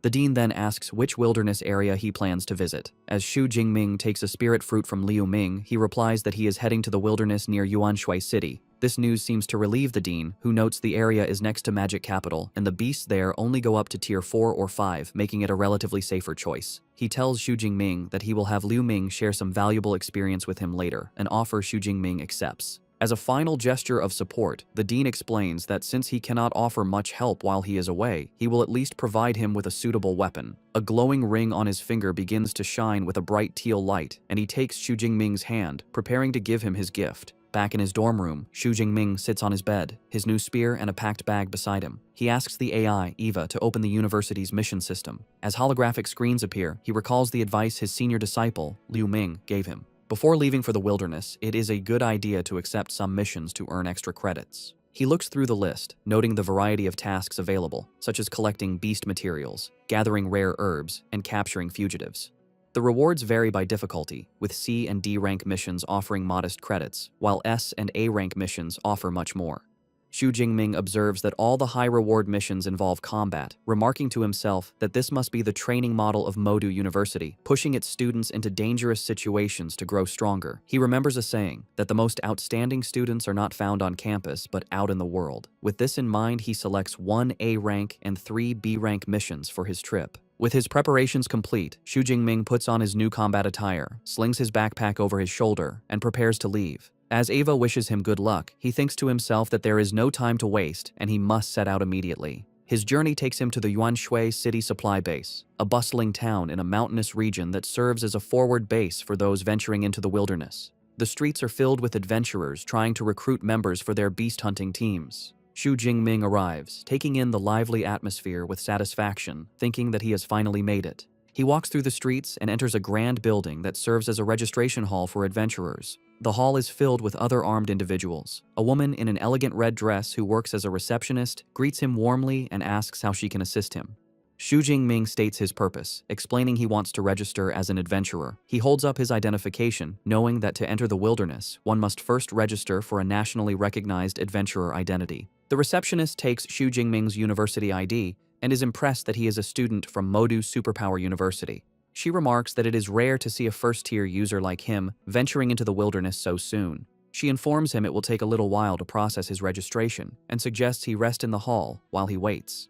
As Xu Jingming waits, he walks through the hall, observing the other adventurers. Suddenly, a commotion erupts near the entrance. A group of men exclaim in excitement as a newcomer arrives. They recognize her as the goddess Jiang Chuxuan, commenting on her beauty and powerful aura, noting that such a presence is expected from a student of Modu University. The center of attention is a stylish woman with long white hair and sunglasses, who walks through the hall with confidence, followed by 2 large bodyguards and a cameraman. She is Jiang Chuxuan, a second-year student from Modu Superpower University. The onlookers gossip, speculating she must be there to film new material for her online videos. They praise her content and marvel at her popularity, with one man stating she has at least 10 million fans. Another corrects him, claiming she has over 15 million followers and passionately declares he would trade 10 years of his life to be her boyfriend. From a distance, Xu Jingming observes the scene. He recognizes she is a fellow student, and internally notes her beauty is on par with Song Chukyu's. His observation is interrupted when the receptionist calls him over.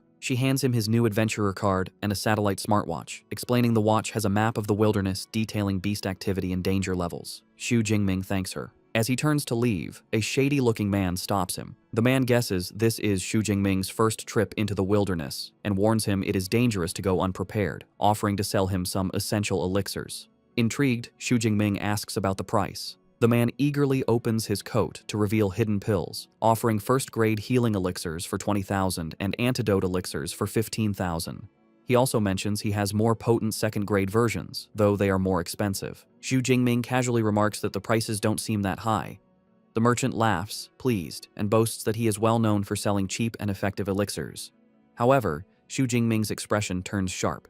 He internally notes something is wrong. He knows a standard first-grade elixir should cost at least 30 or 40,000. The man's low prices can only mean one thing. He is a scammer targeting inexperienced newcomers. Instead of being intimidated, Xu Jingming calmly asks how many elixirs the man wants, then immediately calls out his scam, asking how many other newcomers he has cheated. The merchant, realizing he's caught, drops his friendly act. He aggressively gets in Xu Jingming's face, asking if he was toying with him from the start. Xu Jingming remains unfazed, simply asking what he thinks. The merchant's face twists into a menacing grin. He declares that Xu Jingming is the first person to dare provoke him within the supply base. However, before things can escalate, a young woman with short, dark hair intervenes, shouting at the merchant. She calls him by his name, Zhao Chunlin, and accuses him of scamming new adventurers again. The woman walks towards them. Annoyed, Zhao Chunlin mutters that Xu Jingming is lucky this time. Before leaving, he leans in and delivers a sinister threat, warning Xu Jingming not to leave the supply base for the next few days, or he will regret it.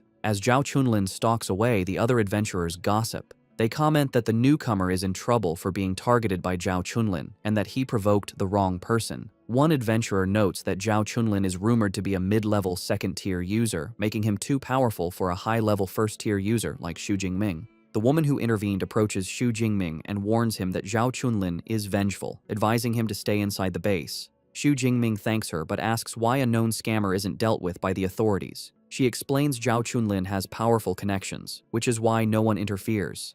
She advises Xu Jingming to buy his supplies from official channels and gives him one last warning not to leave. As she walks away, Xu Jingming watches her go, thinking she is a kind-hearted person. Putting the encounter out of his mind, Xu Jingming refocuses. He decides to first purchase all the supplies he will need for the month, making a mental list of healing elixirs, antidote elixirs, and other necessities. Having finished his business, Xu Jingming approaches an official counter to purchase his supplies. After stowing the items in his backpack, he leaves the adventurer's hall, now fully equipped and ready for the wilderness. However, as soon as he steps outside, his path is blocked by Zhao Chunlin and his cronies. The merchant looks furious, mockingly commenting on how Xu Jingming is foolish and defiant for daring to leave after being warned not to. He angrily asks if this is a sign of disrespect. Unfazed, Xu Jingming calmly asks what he wants. Enraged by his calm demeanor, Zhao Chunlin's face twists into a sneer. He declares that since Xu Jingming has disrespected him, he will break both of his legs and make sure he spends the rest of his life in a wheelchair, claiming it is the only way to appease his anger. Nearby, the kind adventurer woman who had warned him earlier sees the confrontation. She expresses frustration that he didn't listen to her and declares she must go help. However, her companion holds her back, suggesting it might be better to let him learn a lesson. Back in the confrontation, Zhao Chunlin prepares to make good on his threat. Dark energy swirls around his arm as he activates his ability. He boasts about his C-rank metallic skin superpower, claiming that when combined with his D-rank combat suit, Xu Jingming won't even be able to scratch him. He then gives his ultimatum. Unless Xu Jingming pays him 1 million and kneels in apology, he will be crippled. Xu Jingming's reaction is instant. A faint crackle of purple lightning comes from his body as he utters a single contemptuous word: shameless. The sudden surge of his energy startles Zhao Chunlin, his eyes widening in shock. Before Zhao Chunlin or his cronies can react, Xu Jingming disappears in a flash of purple lightning, reappearing behind the merchant and striking him down with a single devastating blow. The force of Xu Jingming's single, lightning-fast attack sends Zhao Chunlin flying backward, his body battered and bloody. Zhao Chunlin is slammed with such force that he crashes through a nearby stone wall, shattering it. The onlookers, especially the kind adventurer woman and her companions, are left utterly speechless by the sudden and brutal display of power. Xu Jingming stands calmly in the now devastated courtyard, unfazed by the chaos he caused as the crowd parts around him. The onlookers are in shock, murmuring about the instant and terrifying defeat of Zhao Chunlin. One person notes they didn't even see how Xu Jingming attacked, while another remarks they were initially worried for the newcomer, never expecting him to be so strong. The consensus is clear: Zhao Chunlin picked a fight with the wrong person. The kind adventurer woman and her friend are also trying to process what they just saw. The woman admits she couldn't follow his movements either. Her blonde companion grimly assesses the damage, guessing that Zhao Chunlin's legs and pelvis must have been completely shattered. She concludes that even if he survives, he will be a cripple. The kind woman remarks that Xu Jingming is not only incredibly strong, but also ruthless, truly a student from the prestigious Modu Superpower University. When her companion asks how she knows, she explains she recognized his combat suit as exclusive gear from the university. Impressed by his power, the kind woman, whose friend calls her Xiao Qian, suggests they should try to recruit him into their team, noting they are short one attacker. Her teammate immediately protests, reminding her that when they formed their all-female team, they agreed to only accept female members. The other teammates playfully tease Xiao Qian, suggesting she's only interested because he's handsome, though they admit they wouldn't be opposed to him joining. The teasing leaves Xiao Qian flustered. Ignoring the commotion, Xu Jingming proceeds to the wilderness entry gate. He scans his adventurer card, and a notification confirms his identity and grants him permission to enter. He steps through the massive gate and into the vast expanse of the Yuanshui wilderness area, a dense, untamed forest. Shortly after entering, he pauses as the distant, powerful roar of a beast echoes through the trees. He recognizes the sound as a territorial declaration from powerful beasts, likely at least Tier 4. However, he remains calm, noting to himself that these creatures are not his targets for the day. He begins to plan his hunt, recalling that the Yuan Shui wilderness is divided into a ruined city and a mountain forest. He decides the beasts in the city are generally weaker, making them the perfect starting point to harvest the ability points he needs. He pulls up a holographic map on his smartwatch and identifies a nearby location called Ping'an County. The data indicates the area is mostly inhabited by Tier 2 beasts, with very few Tier 1 and no higher-tiered creatures. With its large area and an estimated 500 to 600 beasts, he concludes it is the ideal hunting ground. With a determined cry, Xu Jingming declares his arrival in Ping'an County and breaks into a full sprint, his body covered in a faint blue aura as he moves with incredible speed through the forest. He soon enters the desolate, ruined streets of the county, where his presence immediately attracts a ferocious, wolf-like beast that lunges at him from the shadows. Xu Jingming calmly identifies his attacker as a Tier 2 Shadow Cat, seeing it as a timely delivery of ability points. However, as he prepares to fight, he suddenly clutches his chest in pain. He feels the violent, negative emotions from the Thunder Tyrannosaurus blood stirring within him, filling him with an overwhelming urge to kill. He realizes the more he tries to suppress this impulse, the stronger it becomes. A savage, manic grin spreads across his face as he decides he has had enough of holding back. Unleashing a torrent of purple lightning, he embraces the bloodlust, his sudden transformation, and terrifying aura leaving the Shadow Cat frozen in fear.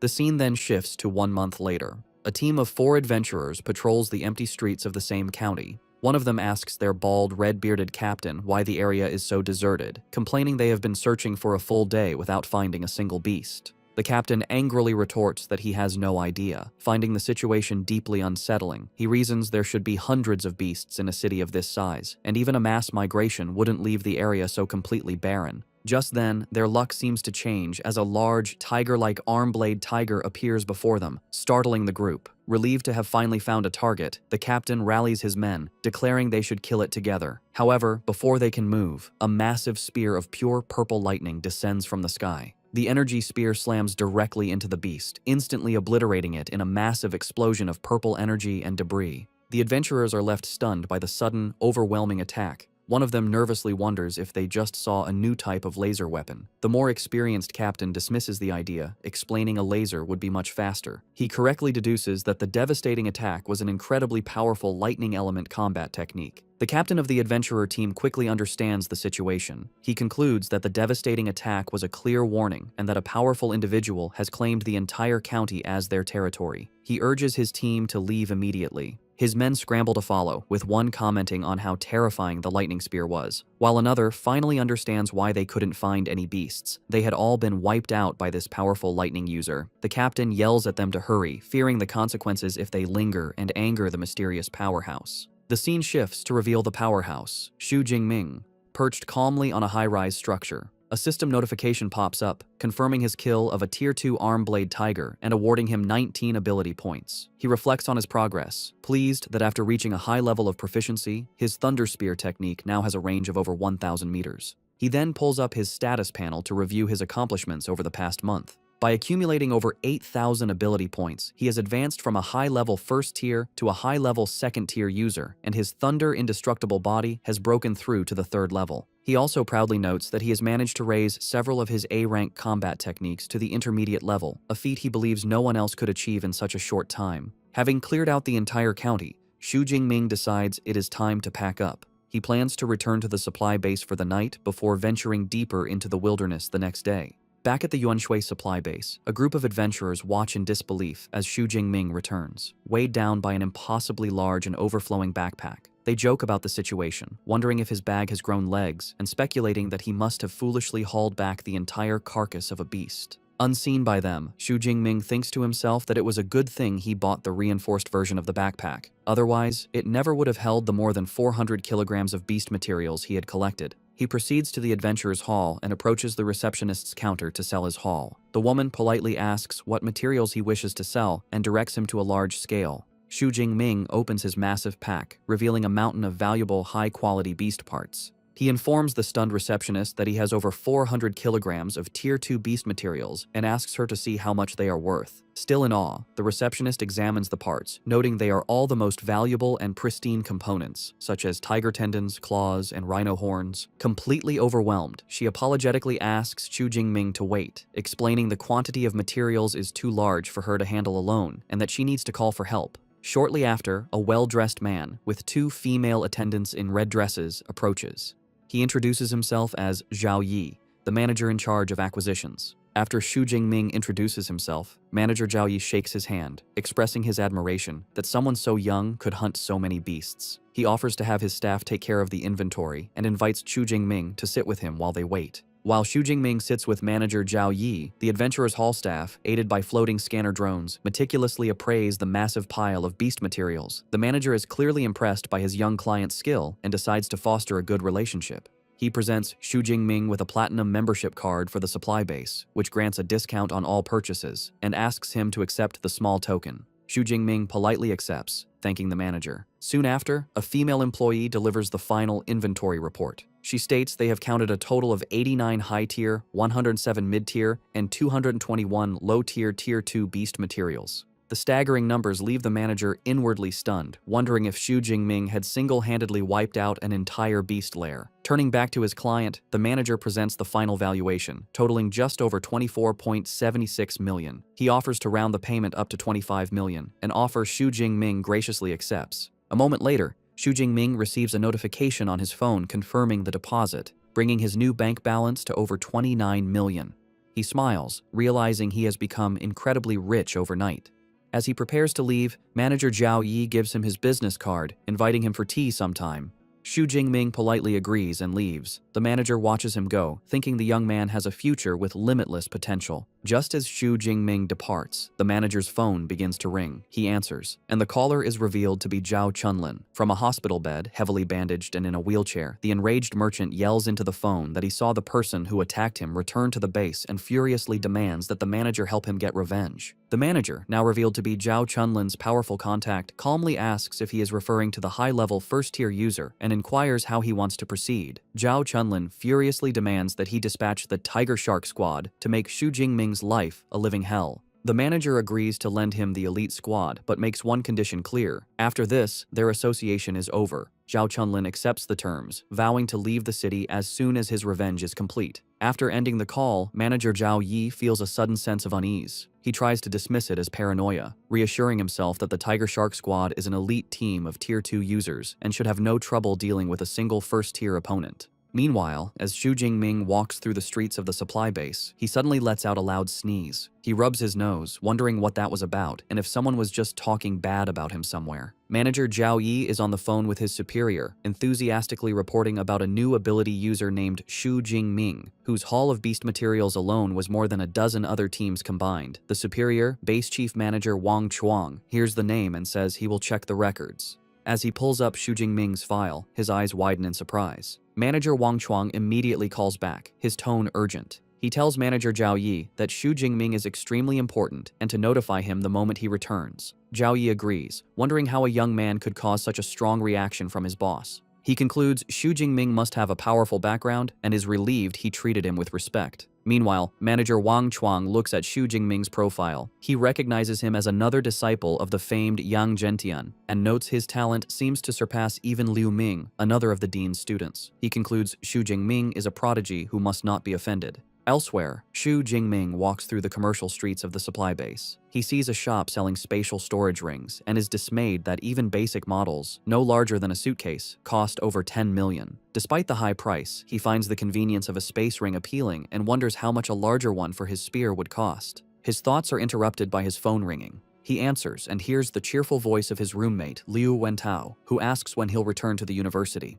Xu Jingming says he will be back in about half a month and asks if something is wrong. He doesn't know he is being watched. From a hidden alley, a vengeful Zhao Chunlin sits in a wheelchair, surrounded by mercenaries, the Tiger Shark Squad. The squad leader, a man with a blonde buzz cut and an arm in a sling, points out their target. He orders them to break Xu Jingming's hands and feet, then bring him to Zhao Chunlin. A female squad member coolly acknowledges the command. As Xu Jingming continues his phone call, Liu Wentao starts telling him about an arrogant new freshman at the university. Suddenly, Xu Jingming pauses, sensing hostile gazes. Liu Wentao asks what's wrong, but Xu Jingming, aware of the ambush, looks over his shoulder and calmly tells his roommate it's nothing, and to continue. As Xu Jingming walks into the deserted alley, the Tiger Shark Squad is waiting. The squad leader signals that the target is in position and orders a member named He-ji to analyze his strength.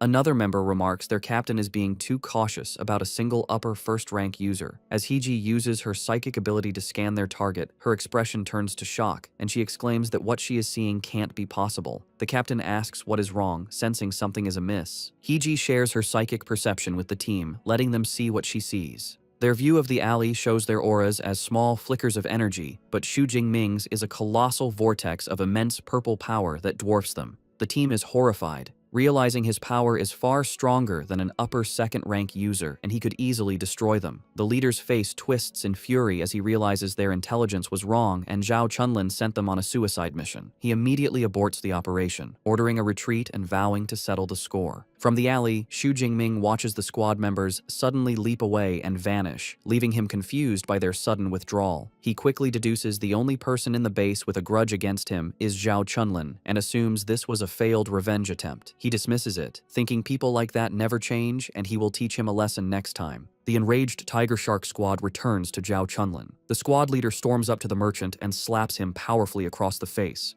The force sends Zhao Chunlin flying from his wheelchair. Stunned and in pain, he demands to know why he was attacked. The leader looks down with contempt, yelling that Zhao Chunlin's faulty intel was a death trap. He reveals the shocking truth. Their target wasn't an upper first-rank user, but a powerful upper second rank. The news leaves Zhao Chunlin speechless, unable to understand how Xu Jingming grew so powerful in just over a month. The squad leader, his face cold with disgust, declares he doesn't care. He terminates their mission, leaving Zhao Chunlin broken on the ground as his team departs. The Tiger Shark squad leader reports back to manager Zhao Yi, who is surprised to see them return so soon. The squad leader confirms the mission was terminated. He explains that Zhao Chunlin's intelligence was wrong. The target was an upper second-rank user. He corrects himself, saying it's worse. Their scanner showed his combat strength is at least third rank, which is why they retreated. Manager Zhao Yi is enraged, wondering how Zhao Chunlin could make such a huge mistake. A sense of dread dawns on him, and he asks for the target's name. The leader says Zhao Chunlin only gave a description, a muscular man, about 1.9 meters tall, who carries a long spear. The description clicks, and manager Zhao Yi's face turns pale with horror as he realizes who the target was. The scene cuts to manager Wang Chuang's office, who slams his hands on his desk, sending books flying. He yells at Zhao Yi, demanding to know who gave him the audacity to ambush Xu Jingming. A terrified Zhao Yi nervously points out he's just an upper second-rank kid and questions if such a strong reaction is needed. Manager Wang Chuang calls him a fool and has a drone project Xu Jingming's records. As he reads, the horrifying reality hits him. The file confirms Xu Jingming is an 18-year-old upper second-rank user, the top scholar of Jiangnan province, and a freshman at Modu Superpower University. The most damning detail is his mentor, the legendary Yang Zhentian. Manager Wang Chuang grimly asks if he now understands, explaining a master like Yang Zhentian could level the base, and the state would do nothing. Overcome with fear, spikes erupting from his back, manager Zhao Yi bows and promises to handle the situation. On manager Wang's orders, 2 guards drag in the battered Zhao Chunlin. The terrified merchant is thrown to the floor, where he begs for his life. Manager Zhao Yi, his face cold, declares a simple beating isn't enough. The ringleader must be executed. He tells Zhao Chunlin he has only himself to blame for picking a fight with someone he couldn't afford to offend. Without another word, he snaps the merchant's neck, executing him on the spot. In manager Wang Chuang's office, manager Zhao Yi looks on nervously after executing the merchant. However, the base chief manager is not satisfied. He coldly asks if Zhao Yi believes that is enough to appease someone like Xu Jingming. With a menacing look, he tells Zhao Yi that while he has overlooked his shady dealings over the years, this mistake is too great. He declares everyone involved, including the Tiger Shark squad, must be severely punished to ensure no rumors spread. A horrified Zhao Yi can only watch. The scene shifts to the Adventurers Hall entrance, where the base's top management has gathered in a formal line. A crowd, including Xiao Qian and her team, observes the gathering. They recognize manager Wang Chuang at the front and note all department heads are present. They guess such an impressive lineup must be for someone very important. Just then, Xiao Qian's teammate spots a familiar face, pointing out the young man from Modu Superpower University. Xu Jingming, returning from his errands, looks on, confused why the entire management team is at the entrance. The man at the front steps forward. He warmly welcomes student Xu and introduces himself as the base chief manager, Wang Lun. Seeing the base's highest authority personally greeting him leaves Xiao Qian and her friends shocked as they realize there is much more to this young man's identity. Manager Wang Lun offers a formal apology. He informs Xu Jingming that for the offense, Zhao Chunlin has been punished. Furthermore, all accomplices have been rounded up and will spend their lives in prison. To make amends, the manager explains, the base has prepared reparations. Xu Jingming is impressed, thinking that a chief manager certainly handles matters cleanly and decisively. A female attendant brings forward a box, presenting Xu Jingming with the base's highest level black gold membership card. Manager Wang Lun explains this card grants him free lodging and a minimum 20% discount on all purchases.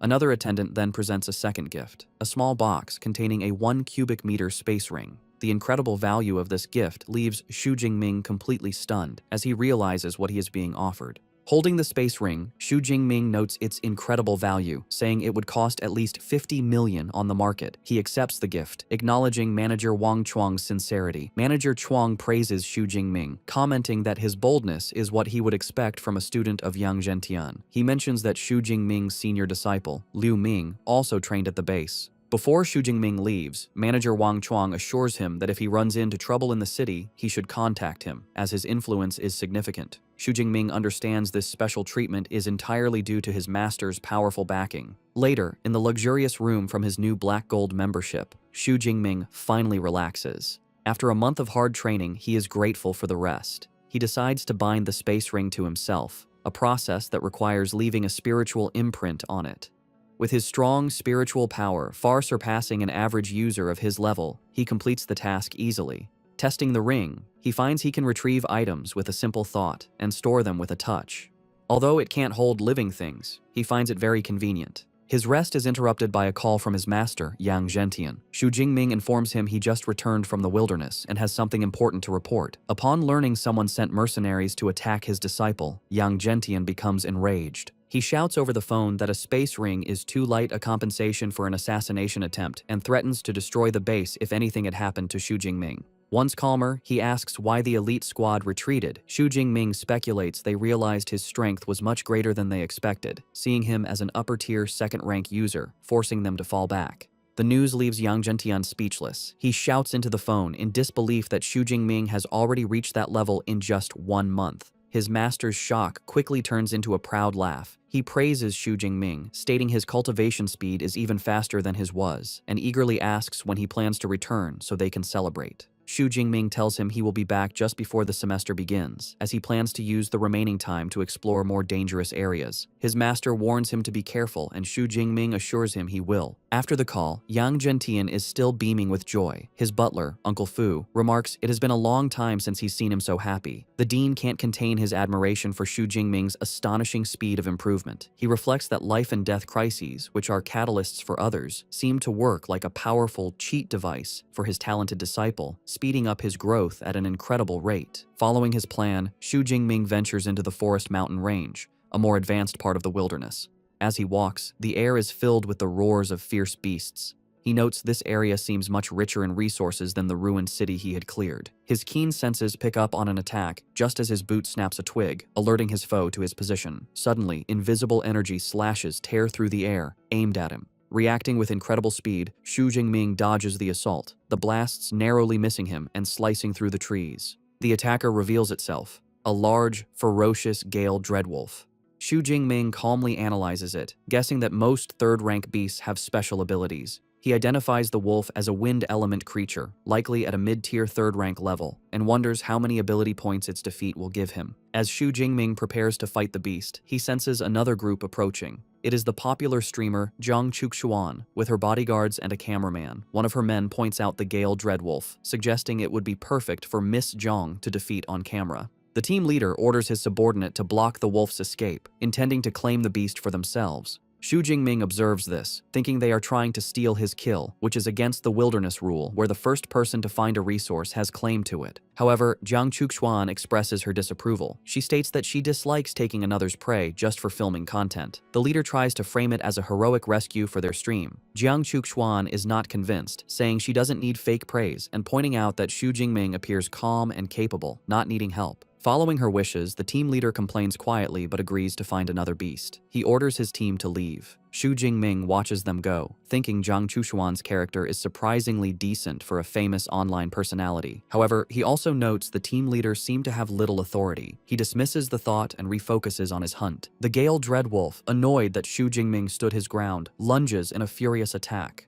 Unfazed, Xu Jingming easily evades the beast's charge. The attack throws Xu Jingming slightly off balance, enraged that its prey is not taking it seriously. However, Xu Jingming quickly recovers and retaliates. Channeling his lightning power, he brings his spear down with immense force, plunging the electrified tip into the beast's skull. The The beast collapses. A system notification confirms the kill, awarding him 34 ability points. Xu Jingming reflects on the reward, noting with satisfaction that getting over 30 points from a single third-rank beast is quite good. With a smirk, he looks forward to the last 10 days of his expedition, eager to hunt as many beasts as possible. 7 days later, Xu Jingming's hunt continues. He finds a troop of large, ape-like beasts, who are startled by a brilliant flash of light from above. He unleashes a powerful ranged technique, a massive spear of pure energy, which descends from the sky and slams into the ground, creating a powerful explosion. The blast leaves a crater with one ape-like creature lying heavily wounded within it. Xu Jingming is surprised his thunder spear attack didn't instantly kill the leader. He acknowledges that, as expected of a third-rank beast leader, it is durable.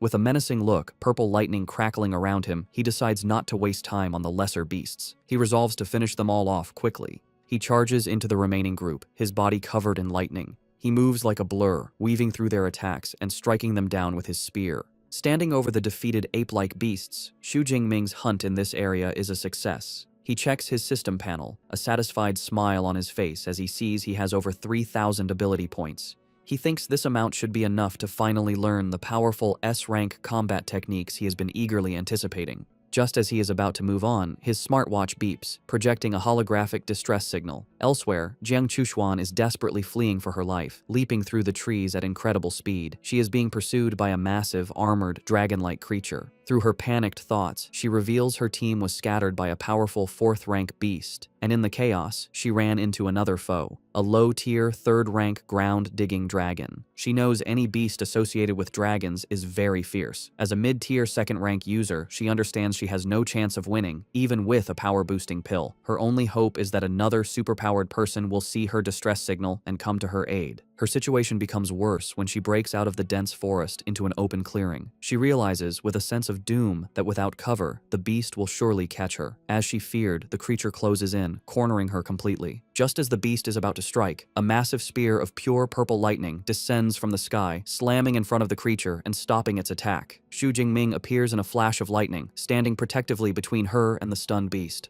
Jiang Chuxuan looks on in utter shock, immediately recognizing her savior. Seeing him stand his ground, Jiang Chuxuan frantically tells him to run, explaining that the creature is a low-tier 3rd-rank ground-digging dragon he can't defeat. However, Xu Jingming ignores her warning, planting his spear in the ground as he calmly faces the beast, leaving her stunned. Frustrated that he won't listen, she feels responsible. She thinks it would be one thing if she died alone, but she can't bear the thought of getting an innocent person killed. Making a selfless choice, she sprints past him, shouting for him to escape while she tries to hold off the creature. The ground-digging dragon roars and charges at them both. Jiang Chuxuan prepares to fight. Before she can act, Xu Jingming unleashes his power behind her. He summons a massive spear of crackling lightning and hurls it over her head at the charging beast, leaving her to watch in stunned silence. The energy spear descends at incredible speed, piercing directly through the beast's armored head in a massive explosion of purple lightning and gore. The creature collapses, its head completely destroyed. Jiang Chuxuan falls to her knees in complete disbelief, stammering about how the fearsome beast was killed in a single instant attack. She looks up at Xu Jingming, thinking about his terrifying power. She realizes the sonic boom she heard earlier was from him, and wonders how he could be so strong when he's supposed to be only an upper-tier 2nd-rank user. A notification appears for Xu Jingming, confirming the kill and awarding him 36 ability points. He smirks, thinking that, as expected of a beast with dragon in its name, it provides more points than a normal beast of the same rank. After the battle, Xu Jingming approaches Jiang Chuxuan, who is still on the ground, and asks if she is all right. She says she is fine, just weak in the knees, and thanks him for saving her. He modestly replies that anyone would have done the same and helps her up. Standing, Jiang Chuxuan says she owes him a great debt for saving her life, and he can ask for anything in the future. Xu Jingming politely declines, but says an autographed photo for his roommate would be the best reward. The request surprises her, but she agrees, saying she doesn't have one with her but can give it to him at the supply base. Her attention is then drawn to his weapon. She recognizes it as the famous Dark Cloud Gale Spear, and asks if he's a student at Modu University. He confirms it was a gift from his master.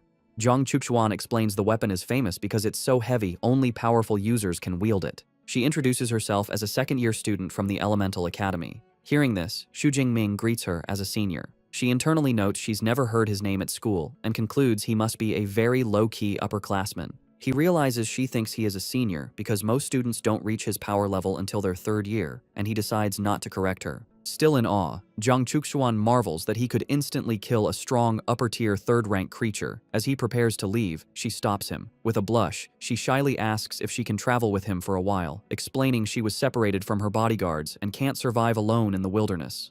Xu Jingming agrees to escort her to the ruined city, from where she can get back safely. She happily thanks him. As they walk, she suggests they check the beast's cave for valuable items, which is why it attacked her. Xu Jingming agrees it's worth a look. On the way, she asks which academy he belongs to. When he says he is from the Weaponry Academy, she comments that she knows their dean, Yang Zhentian, has a very fierce nickname. Xu Jingming calmly informs her the dean is his master. The revelation leaves Jiang Chuxuan flustered and embarrassed, and she apologizes profusely for speaking badly of his teacher.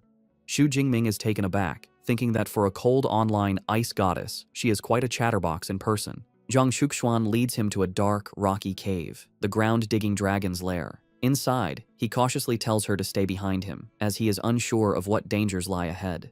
She agrees, following closely as he leads with his spear crackling with protective lightning. Their caution soon turns to amazement.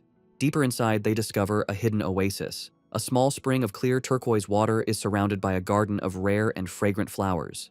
Xu Jingming is stunned, identifying several high-grade medicinal herbs.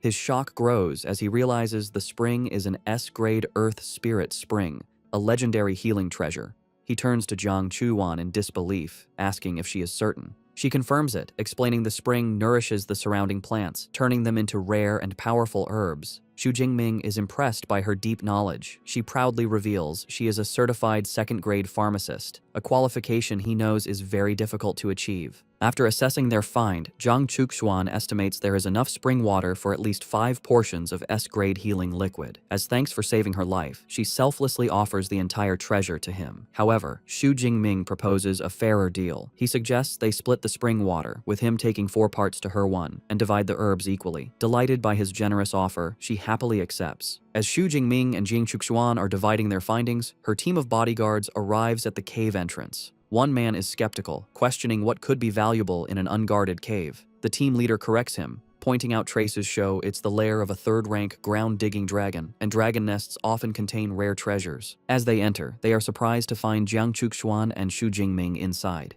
She is startled by their sudden appearance, internally worrying that if this elite team of third-rank users discovers the S-grade spring, there will be trouble. The leader greets her, saying they've been searching for her. He then curiously notes Xu Jingming's presence. Thinking quickly, Jiang Chuxuan explains Xu Jingming is a senior from her school she just met. She gestures to the treasure, suggesting that since the herbs are high quality, they should all share. The leader smirks and accepts, but a subordinate whispers to him that the spring seems to be the legendary S-grade Earth Spirit Spring, a priceless treasure. The revelation instantly changes the atmosphere. The bodyguards' eyes glow red with greed as they realize the immense value. Both Xu Jingming and Jiang Chuxuan sense the immediate shift in their demeanor. The leader's friendly facade drops, replaced by a menacing grin as he remarks that she doesn't seem very honest. Realizing the danger, Jiang Chuxuan decides to surrender the treasure. She says the team can have everything and tries to pull Xu Jingming away. When he does not move, she urgently whispers that the bodyguards are all peak third-rank users and they stand no chance. However, Xu Jingming calmly replies that he doesn't consider himself weaker than them. He adds that even if they gave up the treasure, the team wouldn't let them go alive, a chilling thought she realizes is true. The team leader laughs, confirming Xu Jingming's words. He admits that while the boy's tone is arrogant, his guess is correct. He explains their ruthless logic. Jiang Chuxuan is famous.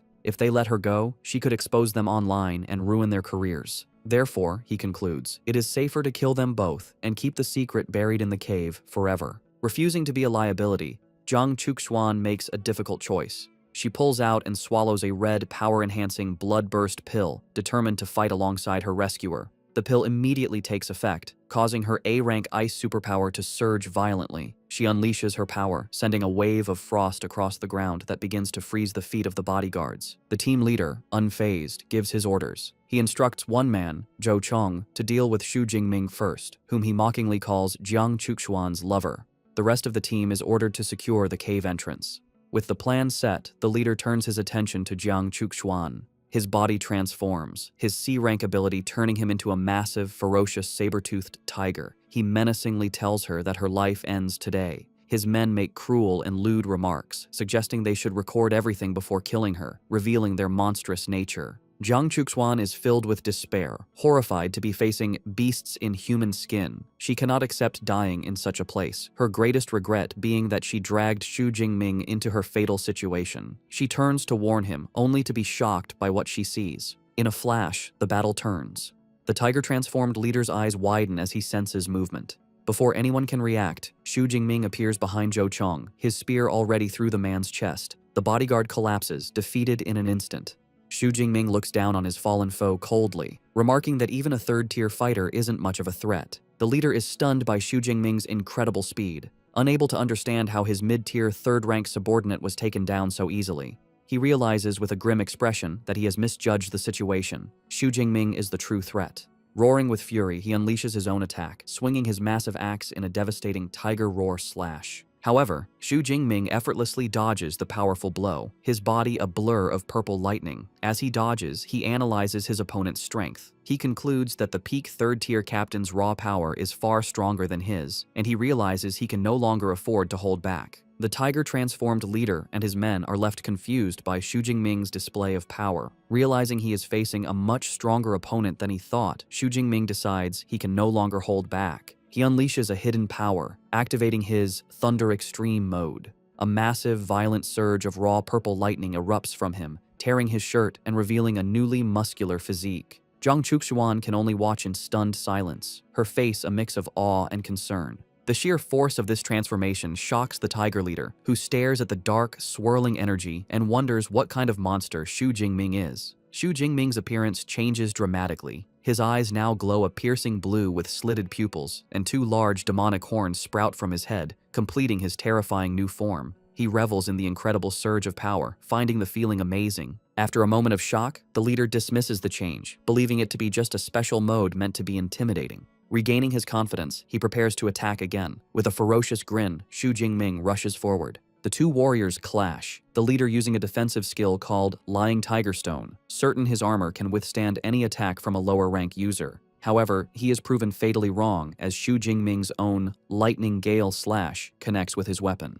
The force of Xu Jingming's attack is overwhelming, shattering the leader's powerful armor. The impact sends the massive Tiger Man flying backward, completely defeated. Xu Jingming stands confidently in his transformed state, declaring his body is now 3 to 4 times stronger, a level of power the leader's tough, beast-like hide could not withstand. The battle is not over. With their leader defeated, another bodyguard lunges at Xu Jingming, unleashing a powerful B-rank skill, the Flame Claw. Even in his transformed state, Xu Jingming's control is absolute. He effortlessly blocks the fiery assault with his own lightning. The bodyguard is left in utter disbelief, unable to comprehend how his advanced technique could be so easily stopped by a supposedly lower-ranked opponent. Xu Jingming stands over the now-defeated bodyguard. Acknowledging his opponent's resilience, he remarks that it's expected from a peak third-tier fighter, but declares he will end the fight with one final blow. Terrified, the man begs for his life, offering Xu Jingming the Earth Spirit Spring and all his savings. Xu Jingming coldly dismisses his plea, stating that it is too late for begging. Jiang Chuxuan watches the scene, her mind reeling in disbelief.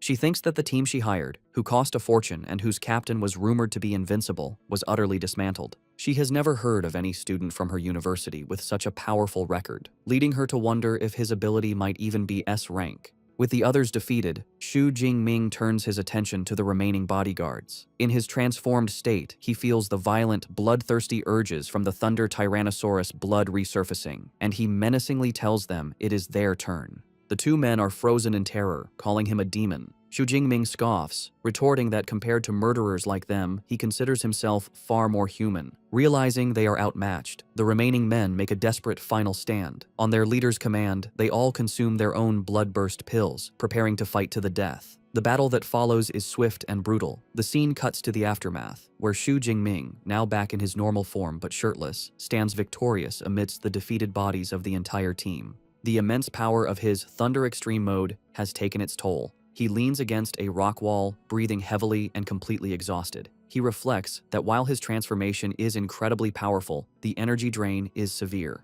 Using it for just over 10 minutes, he realizes, is more draining than fighting for several hours. After the intense battle, a concerned Jiang Chuxuan rushes to Xu Jingming's side, asking if he is all right. Despite his exhaustion, he reassures her that he is fine and suggests they collect the valuable spring water and herbs before they rest. Standing by the pristine spring, Jiang Chuxuan expresses her relief that the bloody fight did not contaminate the precious resource. They proceed to carefully fill several glass bottles with the potent water from the Earth Spirit Spring. After they finish, Xu Jingming notes they collected even more than they had estimated. He hands 1.5 bottles to Jiang Chuxuan, insisting she take them as her share, acknowledging that she also fought hard. Overjoyed by his generosity, she thanks him enthusiastically. However, their moment of relief is cut short. Suddenly, Jiang Chuxuan stumbles and cries out in pain. She collapses forward against Xu Jingming, realizing with dread that the severe side effects of the bloodburst pill she took earlier are finally kicking in. The severe side effects of the bloodburst pill finally hit Jiang Chuxuan. She cries out in pain and collapses forward against Xu Jingming, who is surprised but catches her. Lying on the ground, she thinks about how she is powerless, unable to use her energy, and too weak to even get clothes from her space ring.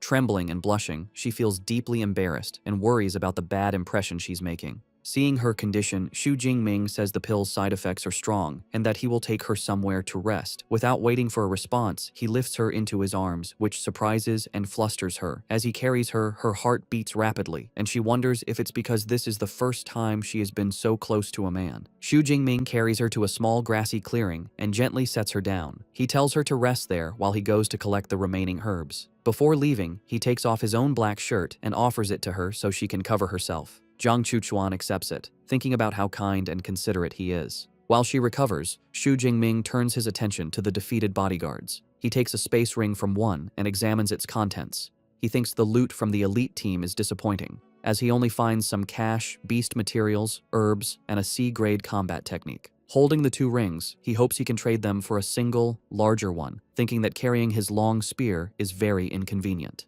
From the ground, Jiang Chuxuan calls out to him. She explains the Earth Spirit Spring can help with her weakness, and timidly asks if he can give her a sip. Xu Jingming gives her some of the spring water in a vial, and she drinks it eagerly. Instantly, she sighs in relief as her strength begins to return. Jiang Chuxuan tells Xu Jingming she feels much better, though she estimates she will need another 3 to 4 hours to recover completely. She marvels that the pill's side effects can be countered and comments on how miraculous the S-grade Earth Spirit Spring is. Xu Jingming considers her recovery time and realizes it will be night in a few hours. For their safety, he suggests they rest in the cave overnight. The thought of spending a night alone with a man in a dark cave leaves Jiang Chuxuan utterly shocked and flustered. When Xu Jingming asks her opinion, the blushing Jiang Chuxuan shyly agrees, telling him she will follow his lead. The next morning, the sun shines through the forest. Having fully recovered, Jiang Chuxuan stretches her arms, feeling refreshed. She comments on how pleasant the forest air is, joking that she could stay for a month if not for the dangerous beasts. She glances at Xu Jingming and reflects on her worries from the previous night, chiding herself for her wild imagination. She concludes he is not the kind of person she feared, yet feels a slight sense of disappointment. Her thoughts are interrupted when Xu Jingming says it's time to leave and that he will escort her to the edge of the forest.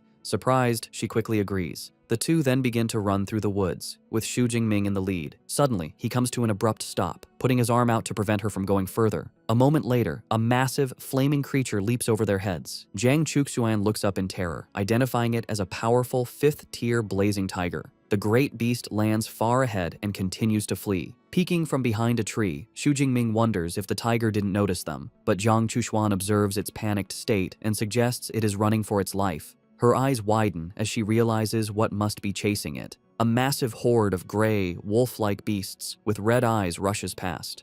In a hushed tone, Jiang Chuxuan explains they are iron-toothed rats. She clarifies that while they are only 1st-tier beasts, in a swarm they are incredibly dangerous and could overwhelm a 6th-tier powerhouse.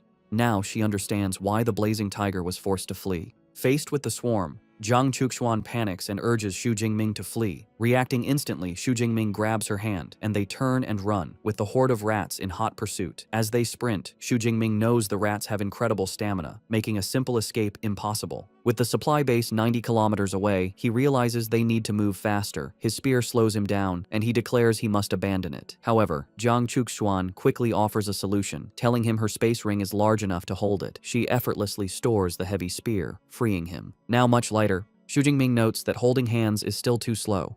He suggests it would be more efficient for him to carry her on his back, a proposal that leaves a stunned Jiang Chuxuan speechless. Before she can object, he swiftly lifts her onto his back and continues their escape at an even greater speed. He eventually breaks out of the forest and into a ruined city. However, their relief is short-lived. They see the swarm devouring another beast's corpse. Xu Jingming grimly realizes their worst fear has come true. The rat tide has overrun the entire area. Cornered, he declares they must fight. He activates his Thunder Extreme mode, his body erupting in purple lightning as demonic horns sprout from his head. He tells a frightened Jiang Chuxuan to hold on tight as he charges into the horde. He becomes a blur of destructive energy, cutting through the rats and earning ability points for each kill. Meanwhile, at a military outpost, Manager Wang Chuang and his team are monitoring the crisis. An official reports the rat tide is over 300,000 strong. Wang Chuang, looking grim, remarks it will be a devastating blow to the ecosystem. A subordinate shows a map of trapped ability users, lamenting that most will likely be devoured.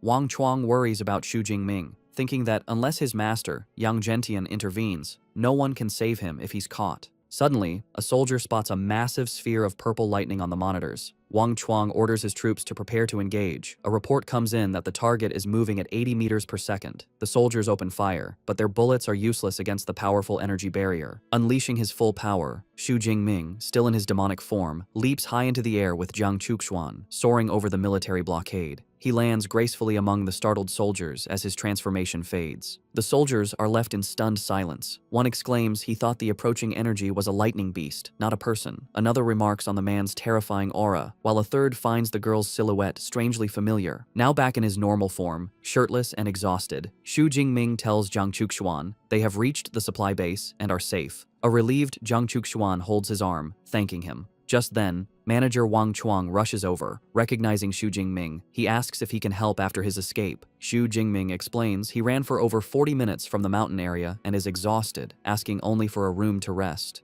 Internally, Wang Chuang is astounded, knowing the mountains are over 90 kilometers away. He thinks even a 4th-tier ability user would struggle to break through the horde from such a distance. Eager to help, Wang Chuang offers to arrange a room, but Jiang Chuxuan steps in, stating she will take care of him. As she supports the weary Xu Jingming, nearby soldiers begin to gossip. They recognize her as Goddess Jiang and comment on how lucky the young man is. They speculate about their relationship, with one soldier lamenting that his goddess has been stolen. 2 full days and nights later, Xu Jingming finally awakens in a comfortable bed. He finds Jiang Chuxuan by his side, who greets him with a cheerful smile. She tells him he has been asleep for a long time and she was about to give him some Earth Spirit Spring to help him recover. Surprised he slept so long, Xu Jingming asks about the wilderness. Jiang Chuxuan informs him the rat tide has not yet receded, so the area is under lockdown. She adds that after it's over, there will likely be very few beasts left. Realizing there is no reason to stay, Xu Jingming decides to return to the university, as the semester is about to begin.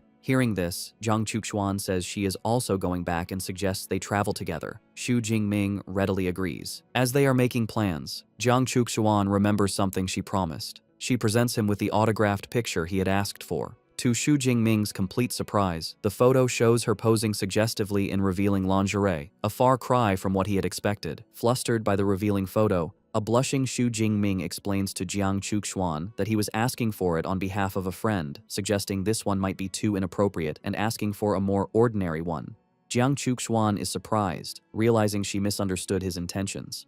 Internally, Jiang Chuxuan is mortified, scolding herself for assuming he was interested in her. Flustered, she offers to give him a new photo and asks for the revealing one back. However, Xu Jingming looks down at the picture and shyly asks if he could keep it for himself, which surprises her. A pleased smile spreads across her face as she tells him of course he can. Trying to change the subject, a flustered Xu Jingming says that since he's been asleep for 2 days, he needs to book a train ticket for their return. Jiang Chuxuan dismisses the idea of a train, explaining that she drove her car and offers to give him a ride back with her. Later, they drive back in a stylish yellow convertible sports car. As they travel, Xu Jingming remarks that only a major online celebrity like her would own such a limited edition car and notes it's his first time in a self-driving vehicle. Jiang Chuxuan casually explains it is simple to manage. They soon arrive back at the Modu Superpower University campus. Having changed into casual clothes, they get out of the car, and Xu Jingming now carries his spear on his shoulder. Their arrival doesn't go unnoticed, as students admire Xu Jingming's handsome appearance, but lament that he seems to have an equally beautiful girlfriend.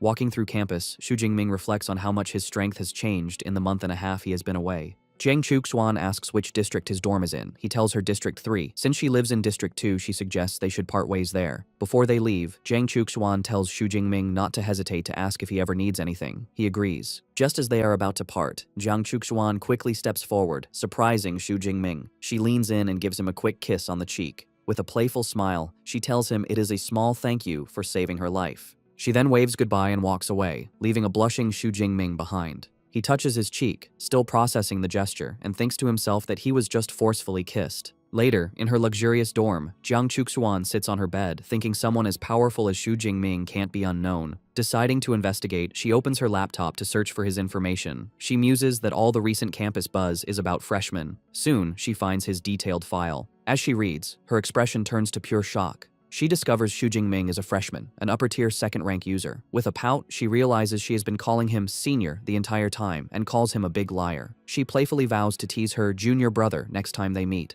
Meanwhile, back in his dorm, Xu Jingming reviews his gains from the trip. He completed his missions, acquired 2 space rings, and now has over 25 million in his bank account. He regrets that the rat tide cut his hunt short, preventing him from collecting more ability points. His system panel confirms his new status as an upper second-tier user with an S-rank ability, and he has 3,712 ability points. He feels confident this is enough to learn powerful S-rank combat techniques. His thoughts are interrupted as his roommate, Liu Wentao, bursts into the room. He exclaims that Xu Jingming is finally back and scolds him for not giving a heads up, saying he was worried after hearing about the rat tide. Xu Jingming confirms the tide happened but assures him the military is now handling it. As he speaks, Liu Wentao suddenly senses a change in his roommate's aura. His eyes widen in shock as he realizes Xu Jingming has broken through to the second tier. Xu Jingming calmly corrects him, stating he is an upper second tier user now. Liu Wentao is amazed. Xu Jingming explains he had a few near-death encounters but was lucky enough to survive and achieve a breakthrough. Liu Wentao is impressed, saying Xu Jingming is no ordinary person and wonders if he should also try a life-or-death situation to get stronger. Xu Jingming immediately advises against it, telling his friend his situation was special and the wilderness is too dangerous for him.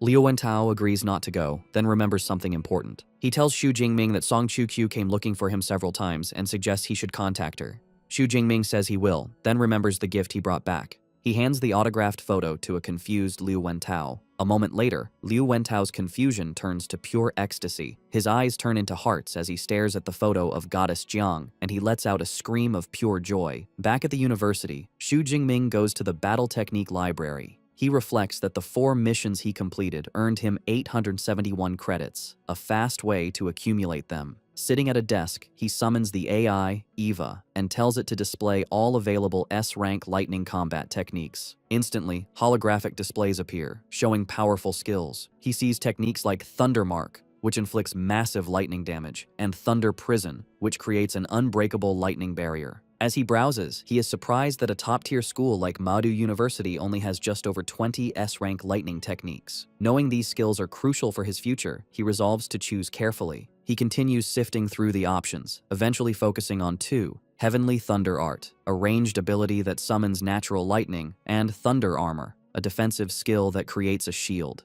He decides they are a perfect combination of long-range offense and defense. While a normal person might have to specialize, Xu Jingming smirks, thinking that with his cheat system, he can simply take them all. He discovers Heavenly Thunder Art is a prerequisite for a more powerful SSS rank technique called Myriad Heavenly Thunder Guide. He begins studying the manual and is struck by its complexity, finding it even more intricate than his Thunder Indestructible Body technique. The difficult content makes him sweat, and he thinks it's harder than understanding professional literature during his doctoral studies in his past life. After 6 long hours of intense study, an exhausted Xu Jingming slumps over his desk. He sighs, having finally gained a basic understanding. He decides that's enough manual effort, and it's time for his system to take over. He clenches his fist and calls out to his system, Deep Blue, commanding it to add the points to master the skill. A massive surge of purple lightning erupts from him as the system instantly integrates the knowledge into his mind and body. The process is successful, but he is stunned by the cost. Upgrading one S-rank technique to the elementary level required a staggering 1,600 ability points. He can't believe all the points he worked so hard to earn are only enough for these 2 skills. Just then, Eva floats over, reminding him it is 1 in the morning and he should use his time wisely. It also warns him not to use superpowers in the library. A bit sheepish, Xu Jingming agrees. Realizing it's too late to start the second, equally time-consuming technique, he decides to come back another time. On the Madu University campus, a young man jogs past a girl on a late-night run. The girl is Song Chu-kyu, and as she runs, she reflects on her intense training regimen. For over a month, she has been pushing herself to train late, a dedication that surprises even her. She is determined to challenge Xu Jingming when he returns, vowing to show him that she is the true #1 freshman. Her training is interrupted when she spots a large bird silhouetted against the full moon. It is a massive, menacing creature with red eyes, which she identifies as a white-ringed black feather eagle. She analyzes the threat, noting the eagle uses speed and camouflage to hunt in cities. She estimates it to be around the 3rd tier and concludes it would be a very difficult opponent. Suddenly, a loud noise from above startles her. She looks up, confused to hear thunder with no clouds in the sky. A moment later, a massive sphere of purple lightning materializes and explodes in the night sky, striking the eagle and tearing it to pieces in a shower of blood and feathers. Staring in disbelief at the raw power, Song Chu-kyu wonders which high-level lightning user could have destroyed the beast so effortlessly. Given the distance, she realizes the attack must have come from within the campus. She speculates it must have been a powerful senior student or a university mentor. The scene reveals the true source of the attack. Xu Jingming, standing in a secluded wooded area, surrounded by the crackling remnants of his power. A confident smirk is on his lips as purple lightning swirls around him. He reflects on his test, thinking that even this small demonstration shows the astonishing power of his new S-rank combat technique, the Heavenly Thunder Art. In the woods on campus, a system notification confirms Xu Jingming killed a mid-tier 3rd-rank white-ringed black feather eagle, earning him 34 ability points. He is amazed, thinking his new Heavenly Thunder Art is stronger than he imagined, with incredible destructive force and a range of nearly a kilometer. As he walks away, pleased, he is secretly watched from the trees by a mysterious young man who finds the famous freshman interesting. The next morning, as Xu Jingming prepares to leave his dorm, his roommate asks where he's going so early. Xu Jingming explains he's heading back to the Battle Technique Library to study for the freshman competition in a few days. Watching him go, Liu Wentao is amazed by his roommate's dedication, thinking it's not human to train so hard right after returning from the wilderness. Inspired, he decides to start training after his meal. As Xu Jingming walks through the campus, Song Chu calls his name. He turns, and she expresses her relief that he's back safely from the wilderness. She quickly gets to the point, reminding him of his promise to spar with her. When he asks if she's sure, she confidently puts her hands on her hips, telling him not to underestimate her since she was the top scorer in her province. Xu Jingming agrees to spar later, but an impatient Song Qiu grabs his hand, insisting they use his dorm's training room right now. As she pulls him along, he's amused by her decisive personality, thinking it's typical for someone from Sichuan. He wonders why she's so eager to fight. Internally, Song Qiu thinks about how surprised he'll be when he sees she has also advanced to the 2nd tier.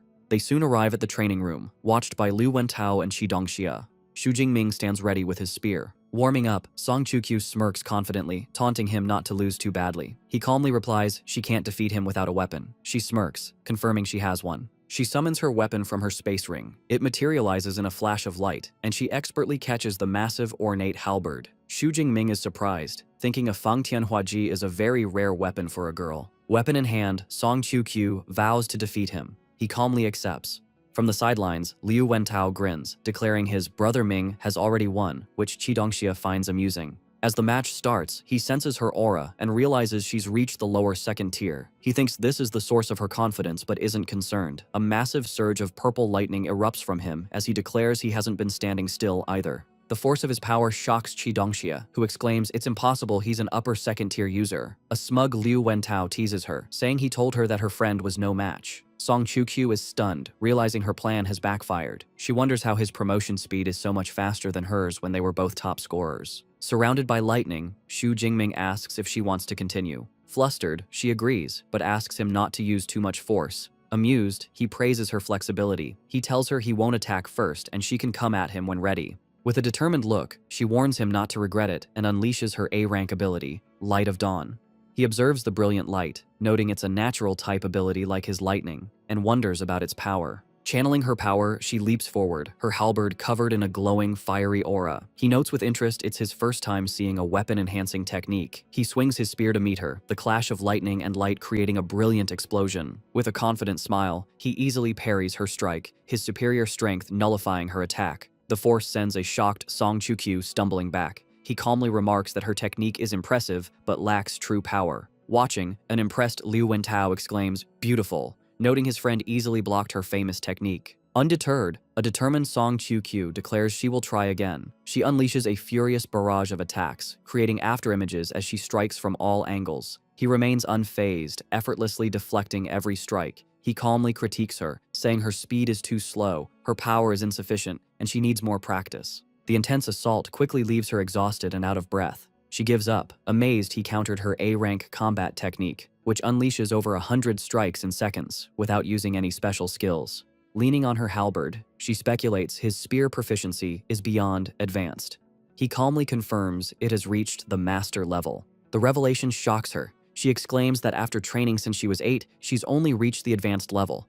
She looks at him in disbelief and declares he's a monster. Turning away, she concedes the match, admitting that with his S-rank ability and talent, she has no hope of surpassing him. He asks if she wants to test his other techniques, but she declines. She explains that with his superior power, her techniques would be useless against his defenses. As a thank you, she invites him to lunch, and he accepts. She says she'll see him at noon and leaves with Chi Dongxia, who remarks that he seems to be the stronger one. After they leave, Liu Wentao gives him a thumbs up, praising him for being the strongest. Xu Jingming modestly replies that Song Chu-kyu isn't that strong, but her advancement speed is impressive. Liu Wentao smiles, saying Xu Jingming only thinks that because of his own power. He then reveals a shocking truth. Song Chu-kyu is the great-granddaughter of Song Daoyuan, a legendary S-rank grandmaster from the history books. The news leaves him speechless, recalling an entire chapter dedicated to the man 80 years ago. Liu Wentao explains that since her family is in Sichuan and she is the Grandmaster's most beloved great-granddaughter, her rapid advancement is expected. Xu Jingming now understands her background and how she could afford expensive items. Feeling a new urgency, he tells Liu Wentao he must get back to training and quickly leaves. Back in the library, Xu Jingming masters his second S-rank skill, Thunder Armor.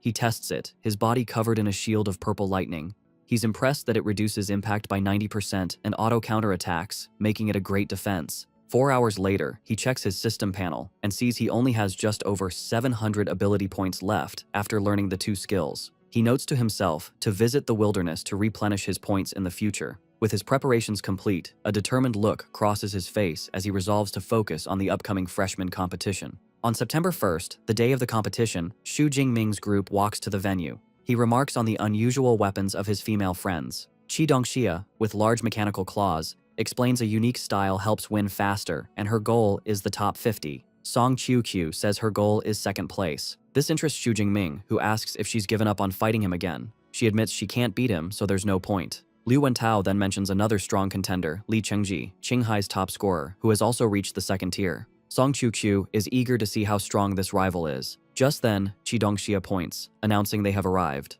The group arrives at a massive arena. In the stands, Jiang Chuchuan sits with Tang Qi. Tang Qi is surprised Jiang Chuchuan is interested in the competition. Jiang Chuchuan smiles, saying she's there for someone she's paying close attention to. When Tang Qi asks who, Jiang Chuchuan reveals it's a boy and points to the entrance, saying he's just arrived. Below, our boys group enters. Liu Wentao is amazed by the massive stage, wondering why the school built something so extravagant. Xu Jingming explains his teacher told him the competition is a 100-person battle royale, which requires a large stage. The idea of a large-scale battle excites Xu Jingming, and a predatory grin spreads across his face as he thinks about how interesting it will be. As the freshmen gather on the arena floor, Liu Wentao looks up at the spectator stands in amazement. He points out the large number of important figures who have come to watch, including the presidents of the university's 2 most powerful clubs, the Ash Flame Society and the Starfall Society. He guesses that such an impressive lineup must be there specifically for Xu Jingming. This surprises Xu Jingming, who asks if superpower universities even have club activities.